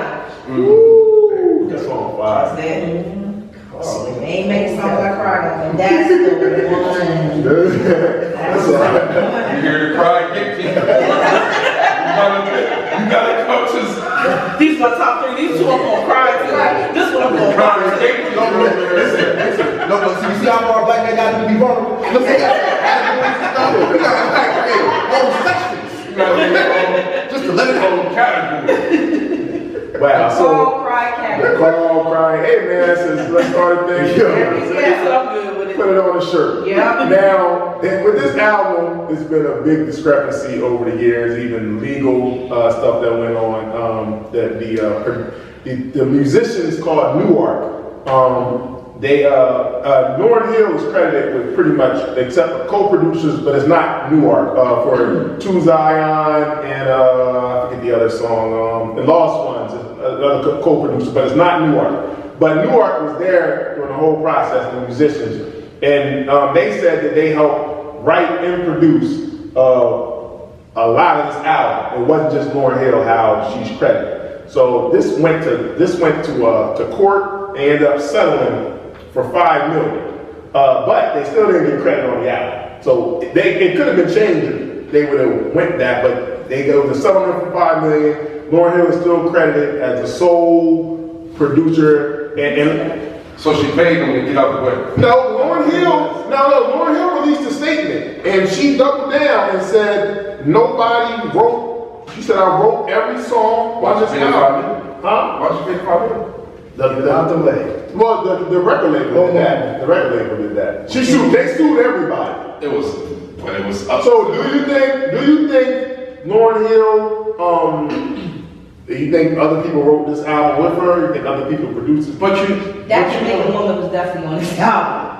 And that song. And you said Lauren, she ain't giving no Did credit. she give her credit or I what? don't know. I'm looking. Look Because that was not Lauryn Hill. That was not Lauryn Hill's. They gave Lauryn Hill a different voice. You talking about the like, forget in the background. Yeah, she did. Yeah, that wasn't on. That was Lauryn Hill. That was her aunt. I mean, unless she threw her back to That was her aunt. That was her aunt. Okay, she said guest appearance, Shelly Thunder. That gotta be Shelly. Okay, Shelly Thunder. Lee vocals on. Okay, so Okay. Lee Lowe is definitely Lauren. So it ain't She got So you think Lauryn Hill's wrong in this situation? Do you think she really did write all these songs, produce all these songs? You got it. Why you got that? Why you think it's hard? I don't know, man. it's possible. Yeah, you it's know, possible. she ain't the first. I don't see the production wise. It's two ways to look at it. You could go the DJ Khaled route, where she was just like, here's what I want, and y'all do this, do that. Make it sound like this. If that's the case, then they're the musicians, they're not the producers. If she came up with the concept and she just like, I want you to do certain ways, certain melodies, then to me she is the producer, but they helped in the production. But I don't feel like none of them wrote that. I felt like that came from her. The writing, definitely, I feel like that came from Nobody her. wrote that by her. That's my opinion. I don't feel like they could channel in that pain. I felt like they wasn't with Wyclef. I guess I feel like it could be miscommunication when I say that. So she's in the studio recording, right? Fine. Hey, yo, you should say it like this. You should say it like that. Right. That happens literally all the time, and that level of miscommunication happens all the time with artists. Where we're now saying I wrote it, you didn't write it, but you helped me with some lines. Well, technically, if I didn't help you with those lines, then would it sound like this? Depends on if it's book. Depends on if it's like there's a lot that goes into those things. So like I think that's why she paid, because it gets really dicey on what you gonna prove that they changed or made themselves versus what. Because I believe she probably was in the studio with, well, as we know, with real musicians. Right. So now they playing it in. This ain't somebody on the computer just putting together something that you want. Right. They're playing it in. Oh, make a little funky. Oh, we did that. All right, now we give them credit for that because he chose to do that. This is where it starts to get. Yeah, that's what it is. I feel like it all. Somebody sitting there with you, they give you an idea about it. That's shit. That's a credit card, man. And then you get artists like Kanye, who gives everybody's credit who's around. Because I don't know that.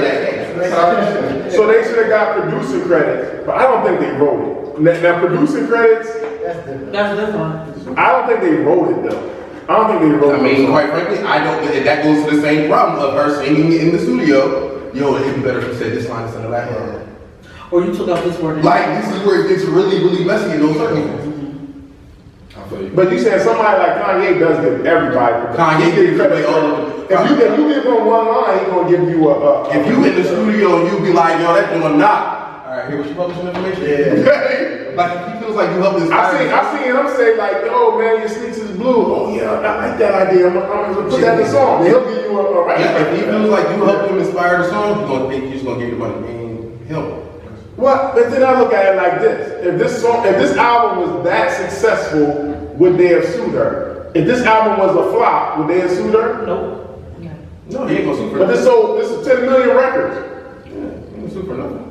No tour. critical acclaim, no real tour. Like this is just generic, just people just loving it. Like she ain't had to go on tour for 3 years to make people love this album. They just loved it. See them Grammys, was like, oh. If I was the guest, you know, y'all gotta meet them halfway. I feel like they did deserve production credits, I think.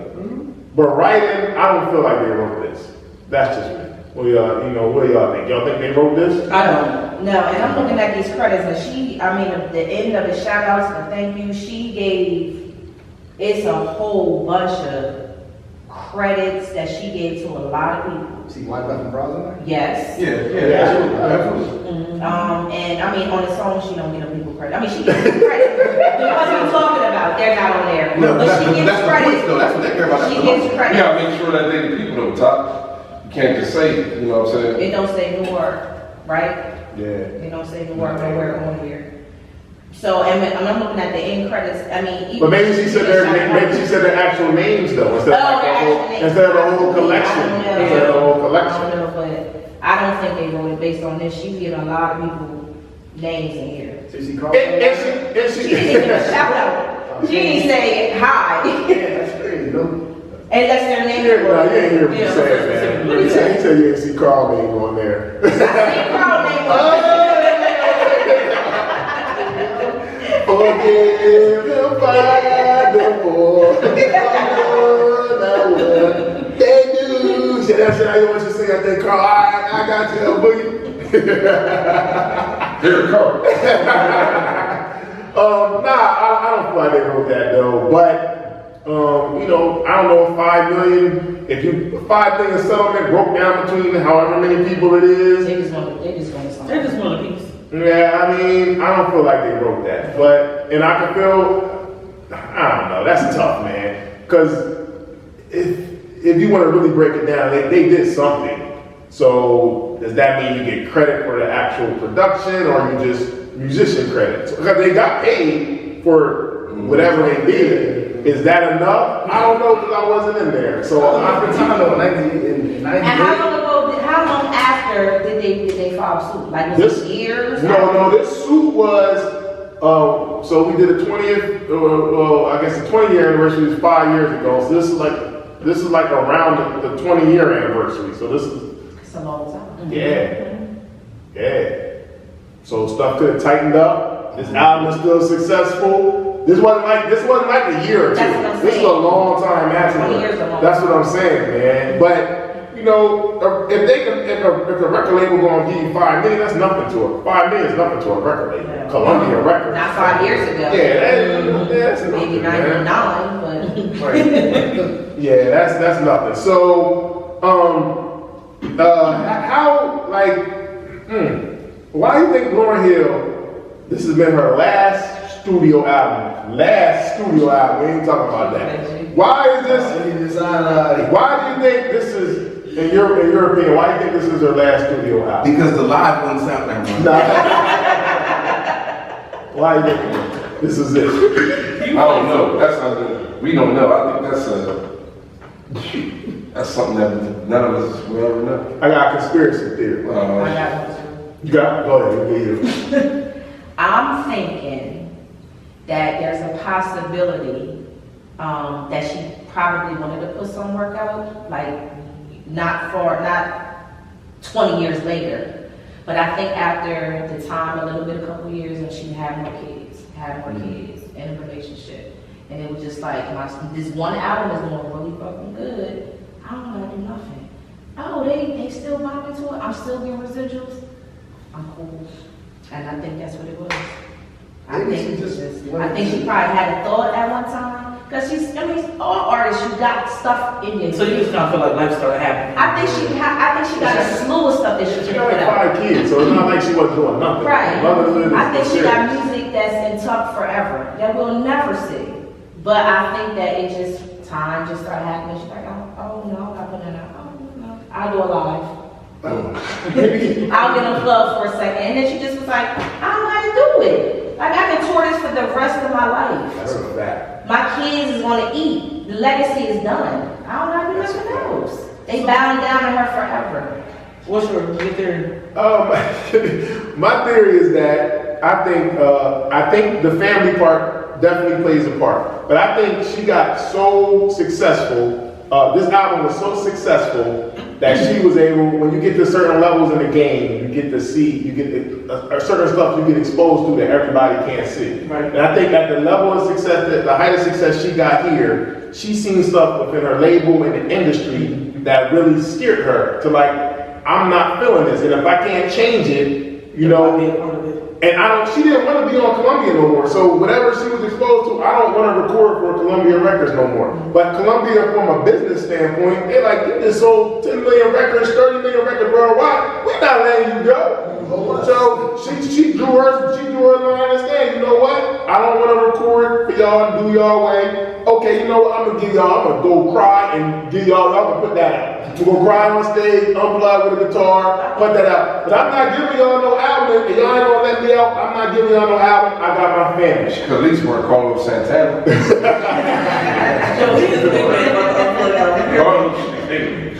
You felt a little better. But I think she reached a level of success where she was like, you know what? I don't want to record for y'all. And if I don't record for y'all, I still have this. Good. You think she got like music and Yes, stuff? absolutely. Absolutely. But You think we'll ever hear it? She might have owned it. Well, she don't own it. So I think she wants to put it out her own way. But unfortunately, the industry she's in, they look at her like, man, she can. If you still drop, people are still going to be interested.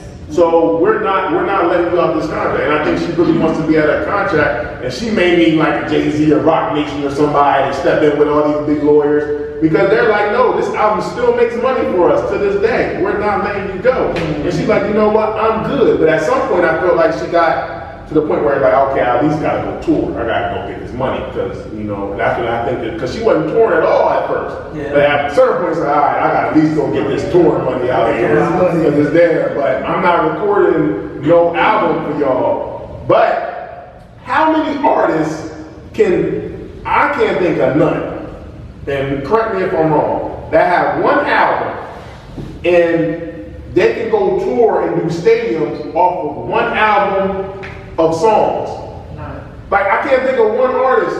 Like it's artists that I love that drop one album and just for whatever reason never drop no more album, but they can't go do stadiums with enough hits to like sustain a show. They can still bring out top artists collabing forever. Like she's doing a show with Nas and she's the co-headliner with him. And she got enough songs to do that. Do you think she needs the Fugees for this tour? No, she's helping the Fugees. She's helping Prize and Wyclef out, absolutely. But it's still good. It's like it's good for everybody because you get to see all of them performing hits other than her. But she's still performing. I don't know if she can perform those songs without. She got to perform that album. She don't even perform it. Most of the time. All I'm saying is, I don't know if she can perform those songs without it. She can perform Ready or Not in her verse. I don't think it's the same. And it's really not about to be the same for Prime. They're in jail. So she better Oh, so this is going to be Wyclef and Lauryn Hill. That's messed up. Prime was in the group. He gonna do that nigga up on Ghetto Superstar. Oh Lord. He gonna bring my out. ODB. Alright, but so if you was the guest, do you think Lauryn Hill will ever release another album? No. Most likely not. So I don't think that she is into that. Even to your last question, I don't think that she wanted to. Like, I think I don't think she really wanted to have to do this based upon everything we've seen about her personality. She don't like industry stuff. She put this album out. She ain't do half the promo, post it. It just worked. Like it was just a dope album. She didn't want to do none of that mess. And then after it, what she do? Chill. Like I don't want to do none of that. I don't feel like doing A&Rs. I'm like, no, what's that? I'm saving souls. That's what she said. She said like that's what I'm about. That others. Then she said on the album that she just wanted to sell like $100 burgers and go back to the hood. Get her check and go. She don't want to do nothing. Like she don't want to play industry games. Alright, well look, y'all stamp this day. Y'all time mark this statement right now. That I said on this podcast on this day. Lauryn Hill will release another album. Unplugged part 2. Unplugged part 2. Listen, I'm gonna tell y'all how it's gonna happen. Remember when D'Angelo took all that time off and he just came out of nowhere with an album? That's how she gonna drop her album. It's gonna come totally out the blue. It's just gonna be like Lauryn Hill dropped the album. She's just gonna drop the album. But the thing about it is, I don't know how the album's gonna sound. It will be an album. Because that's the thing about That's the time frame, bro. I'm not letting you go for 5 years. You want a time frame? You don't care how it sounds. She just said, I don't know how this is going to You got like some shit coming right now. No, but if it's trash, it's going to be like the other Unplugged. It's going to act like another thing. This is going to be a formula for these This is going to be, this is going to be a This is too broad. Listen, it's going to be I told you it's more. It's going to be it's going to be within 5 years. Within 5 years, she's going to drop a studio album. It's not going to be Unplugged. It's going to be a studio album. She's going to drop. I don't know if she's going to get released from Columbia or however it's going to work. She's going to drop the album. The problem is, when you drop the album 25 years ago, with other artists, we get a chance to see them like evolve into different things. We don't know what she evolved to. She dropped a song here and there, but we don't really know what Lauryn Lauryn Hill sound is. Is it still this? It could be something totally different. That's why I said I don't know how it's going to sound. How did you come to this conclusion? I bet though. Making this shit up. Yeah, I feel like You know what it is? It's a shirt. it's a shirt. All right, how do you think Lauryn Hill influenced? Now it's a normal, common thing now, where you got rappers, singers that both sing and rap.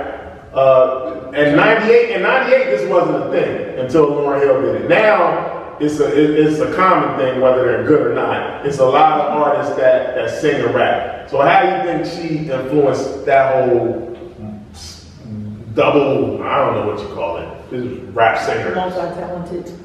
Some of them multi-talented. Some of them, Not so much. I don't know. But how do you think she even to get people comfortable with doing that? They definitely Is doing both. I believe they definitely studied her, for sure. I think so too. For sure. I just You think Drake? You think Lauryn Hill's, for instance, you think Lauryn Hill's an influence to Drake? Yeah. And I feel like he'd be a liar. Yeah, I was gonna say he'd be a liar if he say he don't, but she just showed them that you can do both. Like if you like both, it's like she opened the door so you don't gotta pick a lane. You can kind of mix them up a little bit. Just say the word. So what other artists was doing that rapping and I used to want to say hybrid. Yo, y'all not Hybrid and then I mean, even before Drake, like a Ja Rule, like singing and rapping. I don't think that all of them should be doing it. Let's be clear. But. Yeah, I agree with you. I agree. So who should be doing it? Because the only person I can think to do it is her. Like, who should be doing it other than her? I can't think of nobody else.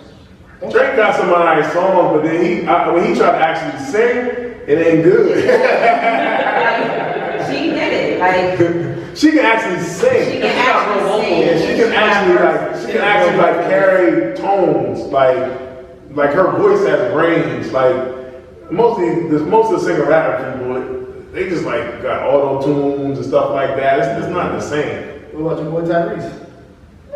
Tyrese as a rapper. Stop He's an actor and a vocalist. It's time to listen. It's time to listen. He's doing more than reaching. Oh, What the hell? But you think the game would have been as open to that if it wasn't for Lauryn Hill kind of kicking that door down? Because this is literally the first where. No, it's more of a normalcy now. Can you say anybody did this before her to this? Singing and rapping? Singing and rapping on the album. More G. Warren G. Sean's favorite. Nate Dogg. But you need a Warren G, right? You need a Nate Dogg and Warren G to do He it, right? really kind of did both. He just sung. I don't know. He would definitely have to say Queen Latifah. Yeah, Queen for real. In one song. Just another day. Oh. Like she did it. Like that's what she did. Like she always But said. did that come after Lauren? That's not a day. That's not a day was way before. Way before. But She believed that way. but no, we're talking about that was one song though, and that was mostly the hook. Did she like do what? She had a couple joints like that. I mean, she didn't do a whole album. We did the question was That's her singing. somebody did. Somebody do it before. I don't think that's her singing. No, somebody did it before. That's her singing. She wrote that.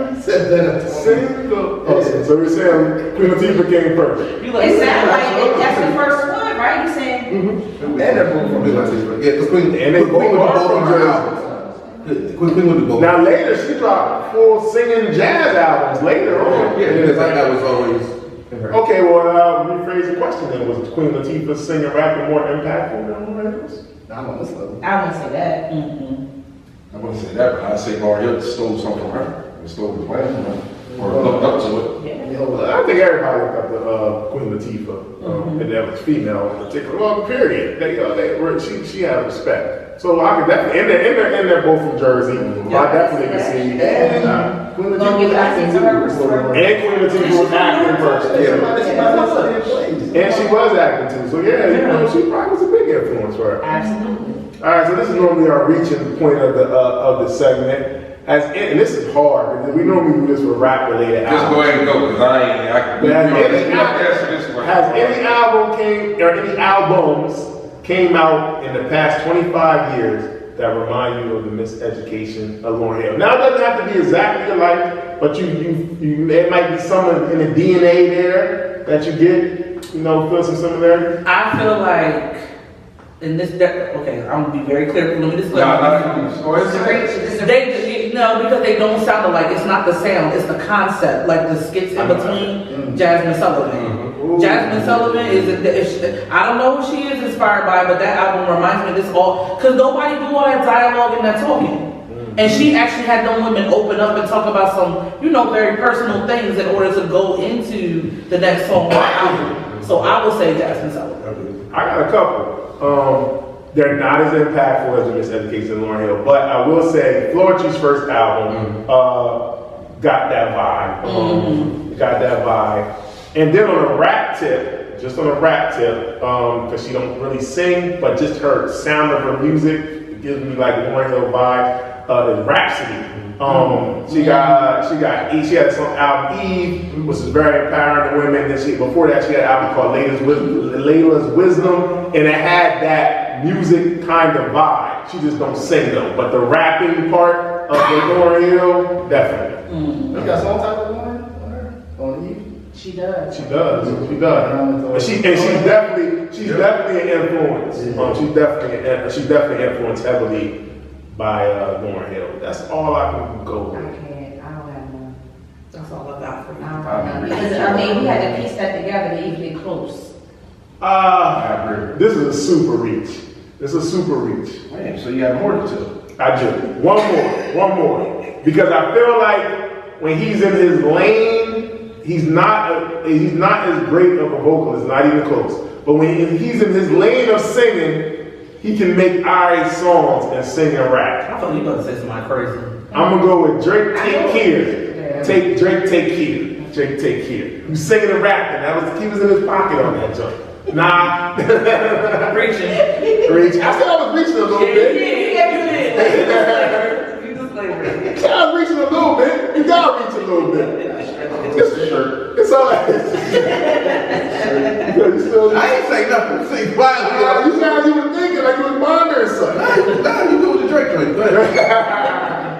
That's it? No other I have suggestions? none, no, because it's like we piecing it together to get close, and it's still missing the mark, and I can't.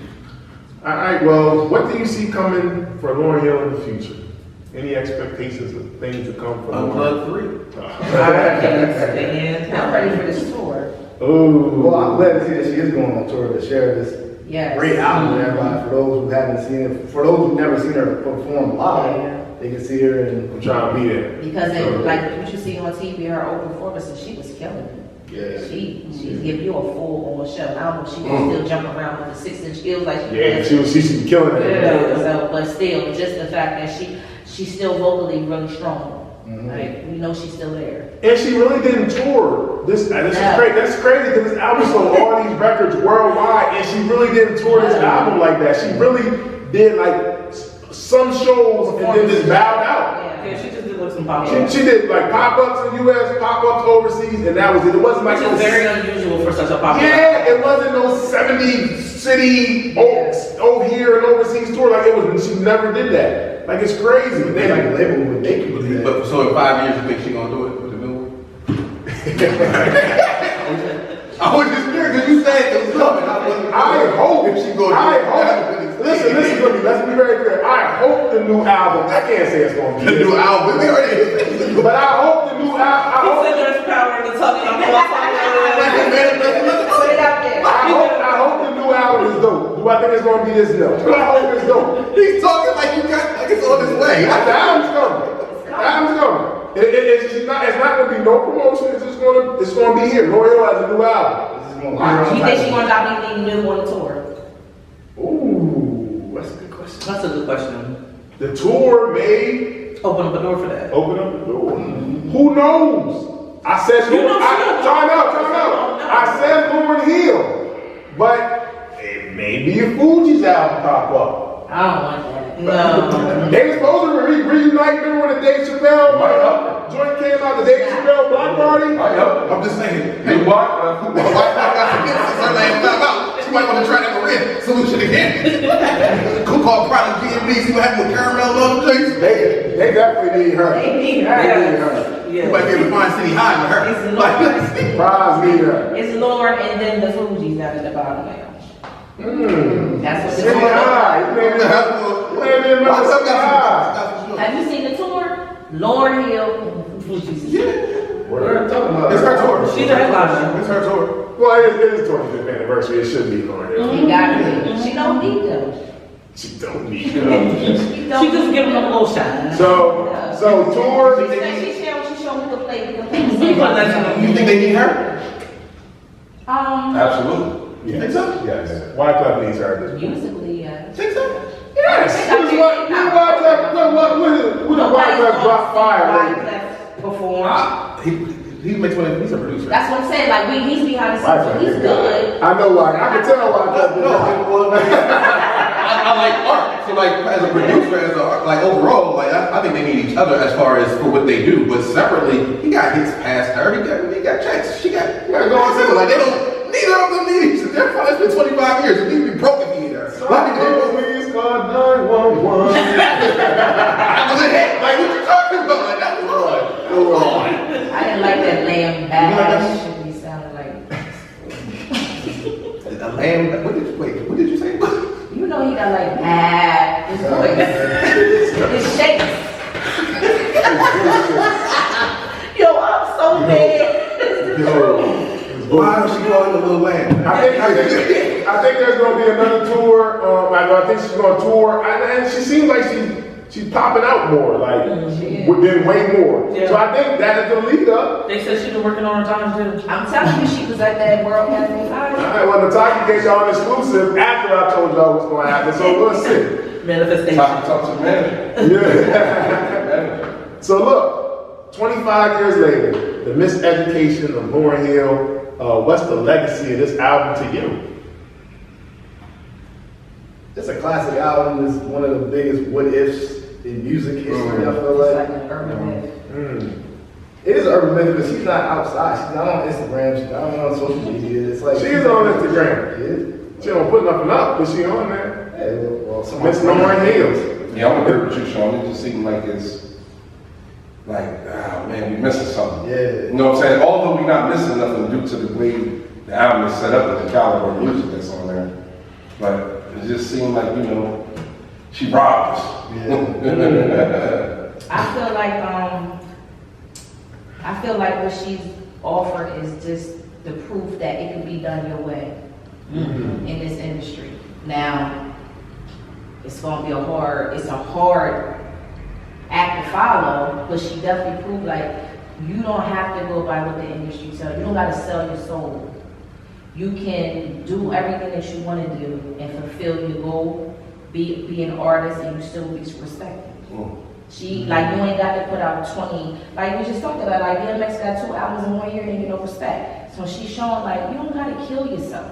And you can still be successful in this industry your way. She gifted though. Very much so, very much so. Legacy of the Miseducation of Lauryn Hill. To me, this is my favorite album of all time. Stand. All time. It's clear, it's not even close. And as big of a hip hop head as I am, this is my favorite album of all time. After I listened to this album, is when I wanted to start listening to music other than hip hop. Like I was open more to listen to neo soul, more R&B. I like R&B singles and like oldies R&B. But I wasn't really like checking for albums. Like this, after I listened to this, it's like, yo, I want to really listen to Erykah Badu now. I'm ready when Jill Scott came out. I'm all for Jill Scott, the Anthony Hamiltons, all the music soul child. If it wasn't for this album, I wasn't on that. I was just straight hip hop head. Just one day hear rap all day. This album opened like the music, the jazz, all that. Like it all started with this album, man. This album was special, man. It's a special album. My favorite album of all time. This is this generation's Marvin Gaye's What's Going On. Deep. You said a lot. And You stated that. I got his shirt on. Grace. Who gonna follow that? Who gonna follow the Who shirt? gonna follow this speech? I said, I've been ridiculed. been joked upon on this podcast. We We was waiting for that moment, bro. So, you know, we No, don't but let you you have to have follow that. Like, what's supposed to follow your favorite albums? Yeah. Rest in peace to my baby Ted. I got a lot of jokes. I got a lot of jokes. But look, I stand on it. I stand on it. And I'm not from it. Never mind. I'm okay. I stand on mine. This is my favorite album. I never said. See, the confusion was that they were thinking I was saying this is my favorite hip hop album because all of them picked top 5 with just hip hop albums. I said this is my top favorite album of all time. No genre, just my favorite album. Because really, what we're just saying, hybrid. This isn't no genre. This is my favorite album of all time. Lord. I don't disagree with you. I feel like all of y'all embody what the legacy is. I think the one thing we didn't, I mean, we talked about it earlier, but from the standpoint of a woman, I our agree with perspective, yeah, I think it shows us that we don't have to be put in a box. There's no ceiling. We can do what we want, and you know, I mean, people say sky's the limit. I don't like saying that because I don't think there's no limit. You build your own table, and that's what I stand on. I'm gonna build my own table, and that's exactly what she did. She built her own table, and she do what she want at that damn table. Period. Super empowered. Talk about women empowerment, this empowerment period. Like this is that. Like I can go through all that, but tell them it's gonna be alright. What kind of message is that? Powerful. Yep. G-Dash, Joe, what you got? For me, I think that with this album is still when there's learning and education in music, right? You hear that like timeless music, like it carries on. The stuff that you talk about still will apply. It's like not just Superstar. There's a lot of the stuff that anybody can hear, and as you live life, that's what's going to travel with you. So I think that's kind of what I gather. That's why it's a classic album because the message is traveling. It's so big, it needs to be like it needs to be a college course. There might be on one. this. There might be one of these. It should be. Because they've done it with other ones. Now- This needs to be that. Now that whatever that national thing Sean you was talking about, like that Wu-Tang's in and Blueprint's in, Lauryn Hill's album should be in that whatever it's called, like the treasure thing they do with the certain albums. This album should be along with those albums for sure. I think Nas, Illmatic, I think Wu-Tang album, I think Jay-Z album, Kendrick album. This album should be with those albums. That's all I want. Didn't they do RZA Sean, a professor like Harvard did it? Yeah. They did that? Jizza did. Just, okay. Yeah, they need to do that with this. Yeah, this, if you haven't heard the Miseducation of Lauryn Hill, you need to go back and check it out. I think you would like it. And lots of tissues. Nah, it's dope, man. Somebody gonna cry. It's a dope album, and I think you'll enjoy it, man. But 25 years later, wow, like 25 years later, man, this album still is so relevant. Like it doesn't sound dated at all. Like the stuff, the subject matter is so. It's like now. It's like see, this album could have came out now, and it still worked. Like wow. Man, but yo, we appreciate y'all, man, for coming and joining us. Thanks for today, having man. me. Always a Thank you. Fellow entrepreneurs. So tell a little bit about yourself and tell them to follow y'all and all of that, man. Why you look at me? Oh, you got the soul firm, like Blondie Mansion, soul firm, like I don't know, they call y'all stuff out. I own the Soul Firm Art Gallery in Wilmington. Top Gallery. Follow me on the Soul Firm. Soulfirm.com, Soul Firm on Instagram, Facebook. Got some events coming up October and November. Celebrating hip hop's 50th birthday. Block party October 31st. And then the first exhibit of the gallery this year, Liberation by artist Elise in November. It's a series from the Soul Girl era. Is that Halloween? That is Halloween. Halloween night. How we gonna be popping? Tapestry gonna be lit up, 30 inch. Oh, so I'm Sarah A. Crawford. I am a brand architect and experience curator for Sarah A. Crawford. One of my experiences is Blondie Mansion, as Carl mentioned. Blondie Mansion is all about fusing music, art, business, and social impact for the community. We're going to level up. We're going to learn some things about business, and we're also going to party with a purpose.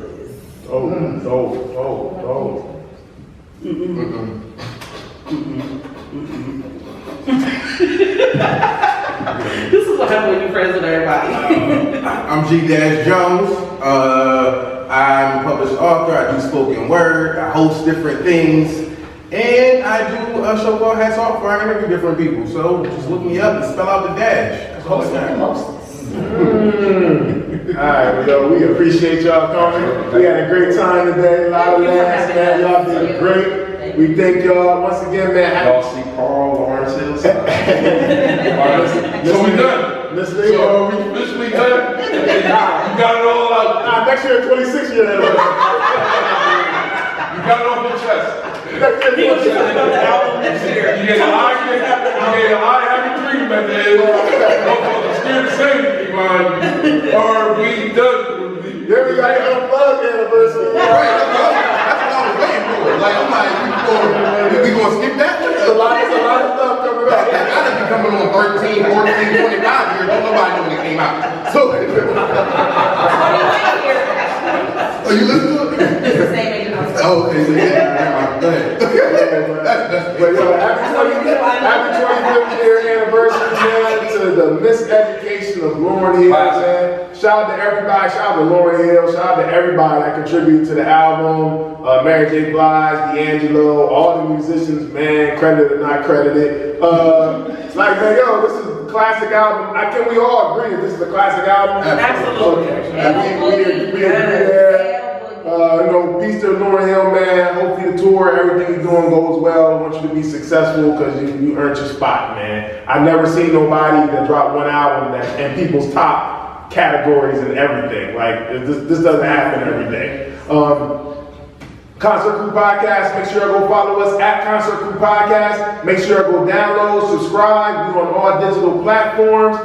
Make sure you go to our YouTube page, man. Subscribe. Yo, we appreciate everybody checking out our videos, running those views up. Yep. We appreciate y'all. As always, long live our brother Tez, man. We're going to continue to March 4th. He was on the first time we talked about Lauryn Hill. I can tell you for sure, the talk he was there, he definitely thinks this album is a classic album.